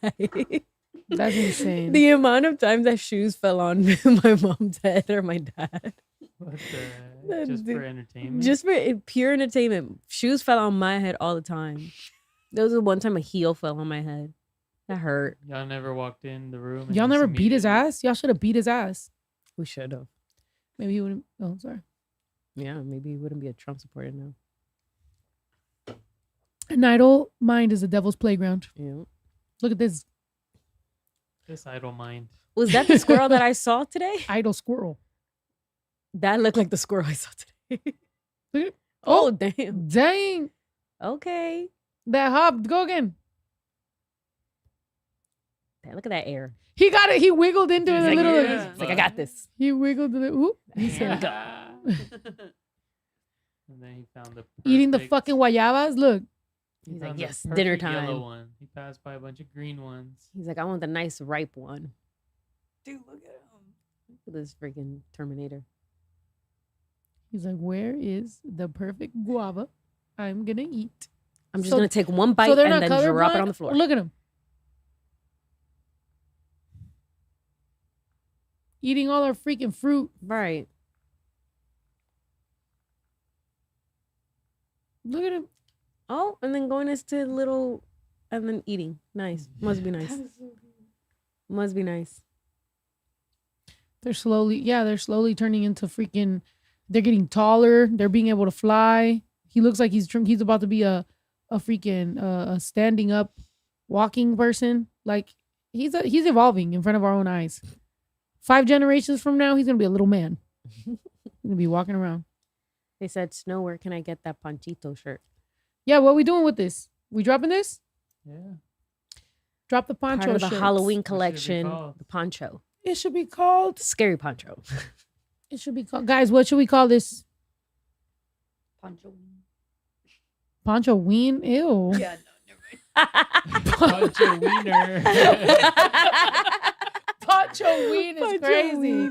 We are not calling it Pancho Ween, bro. What? Alyssa, you are cut off. Pancho Ween. Yes, and the stickers. And the stickers. The stickers, yeah. Wait, are you guys saying yes to Pancho Ween? Really? No. Panchonks. Pancho Stein. I like Pancho Stein is better. Pancho Stein is good.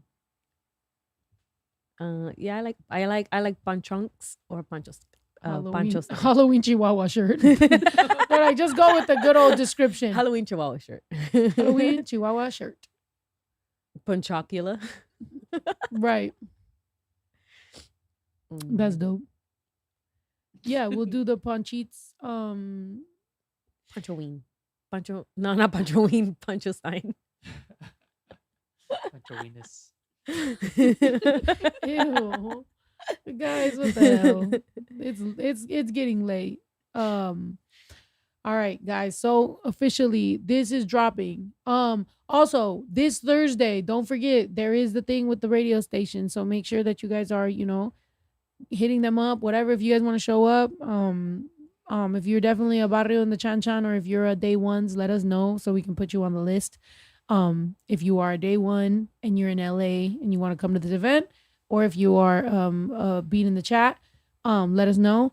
And then what else? Oh, the song with Heda's dropping this week as well. And then after that, I'm back to my weekly drops, and we're moving towards the motherfucking project. You feel me? So I hope you guys are excited still about all the stuff that I'm doing. And subscribe on Twitch, subscribe on YouTube. If you can be a day ones, be a day ones. If you can support. I'm excited for everything that we're about to do right now and leading up to tour. I think it's gonna be really dope. So I appreciate you guys as always for everything that you guys support of mine, and thank you for just supporting all of us, And I got some new stuff for you guys. So even right now after this, I gotta pee really bad. That's really why I'm getting the fuck off too. But I'm gonna continue working on the stuff that I'm dropping for you guys, because this Thursday I'm gonna be previewing some of the tracks. I'm gonna be shooting the content that comes with it, and it's all gonna be good, man. All right. I love you guys. DR part 2. Oh yeah, DR part 2. Oh yeah.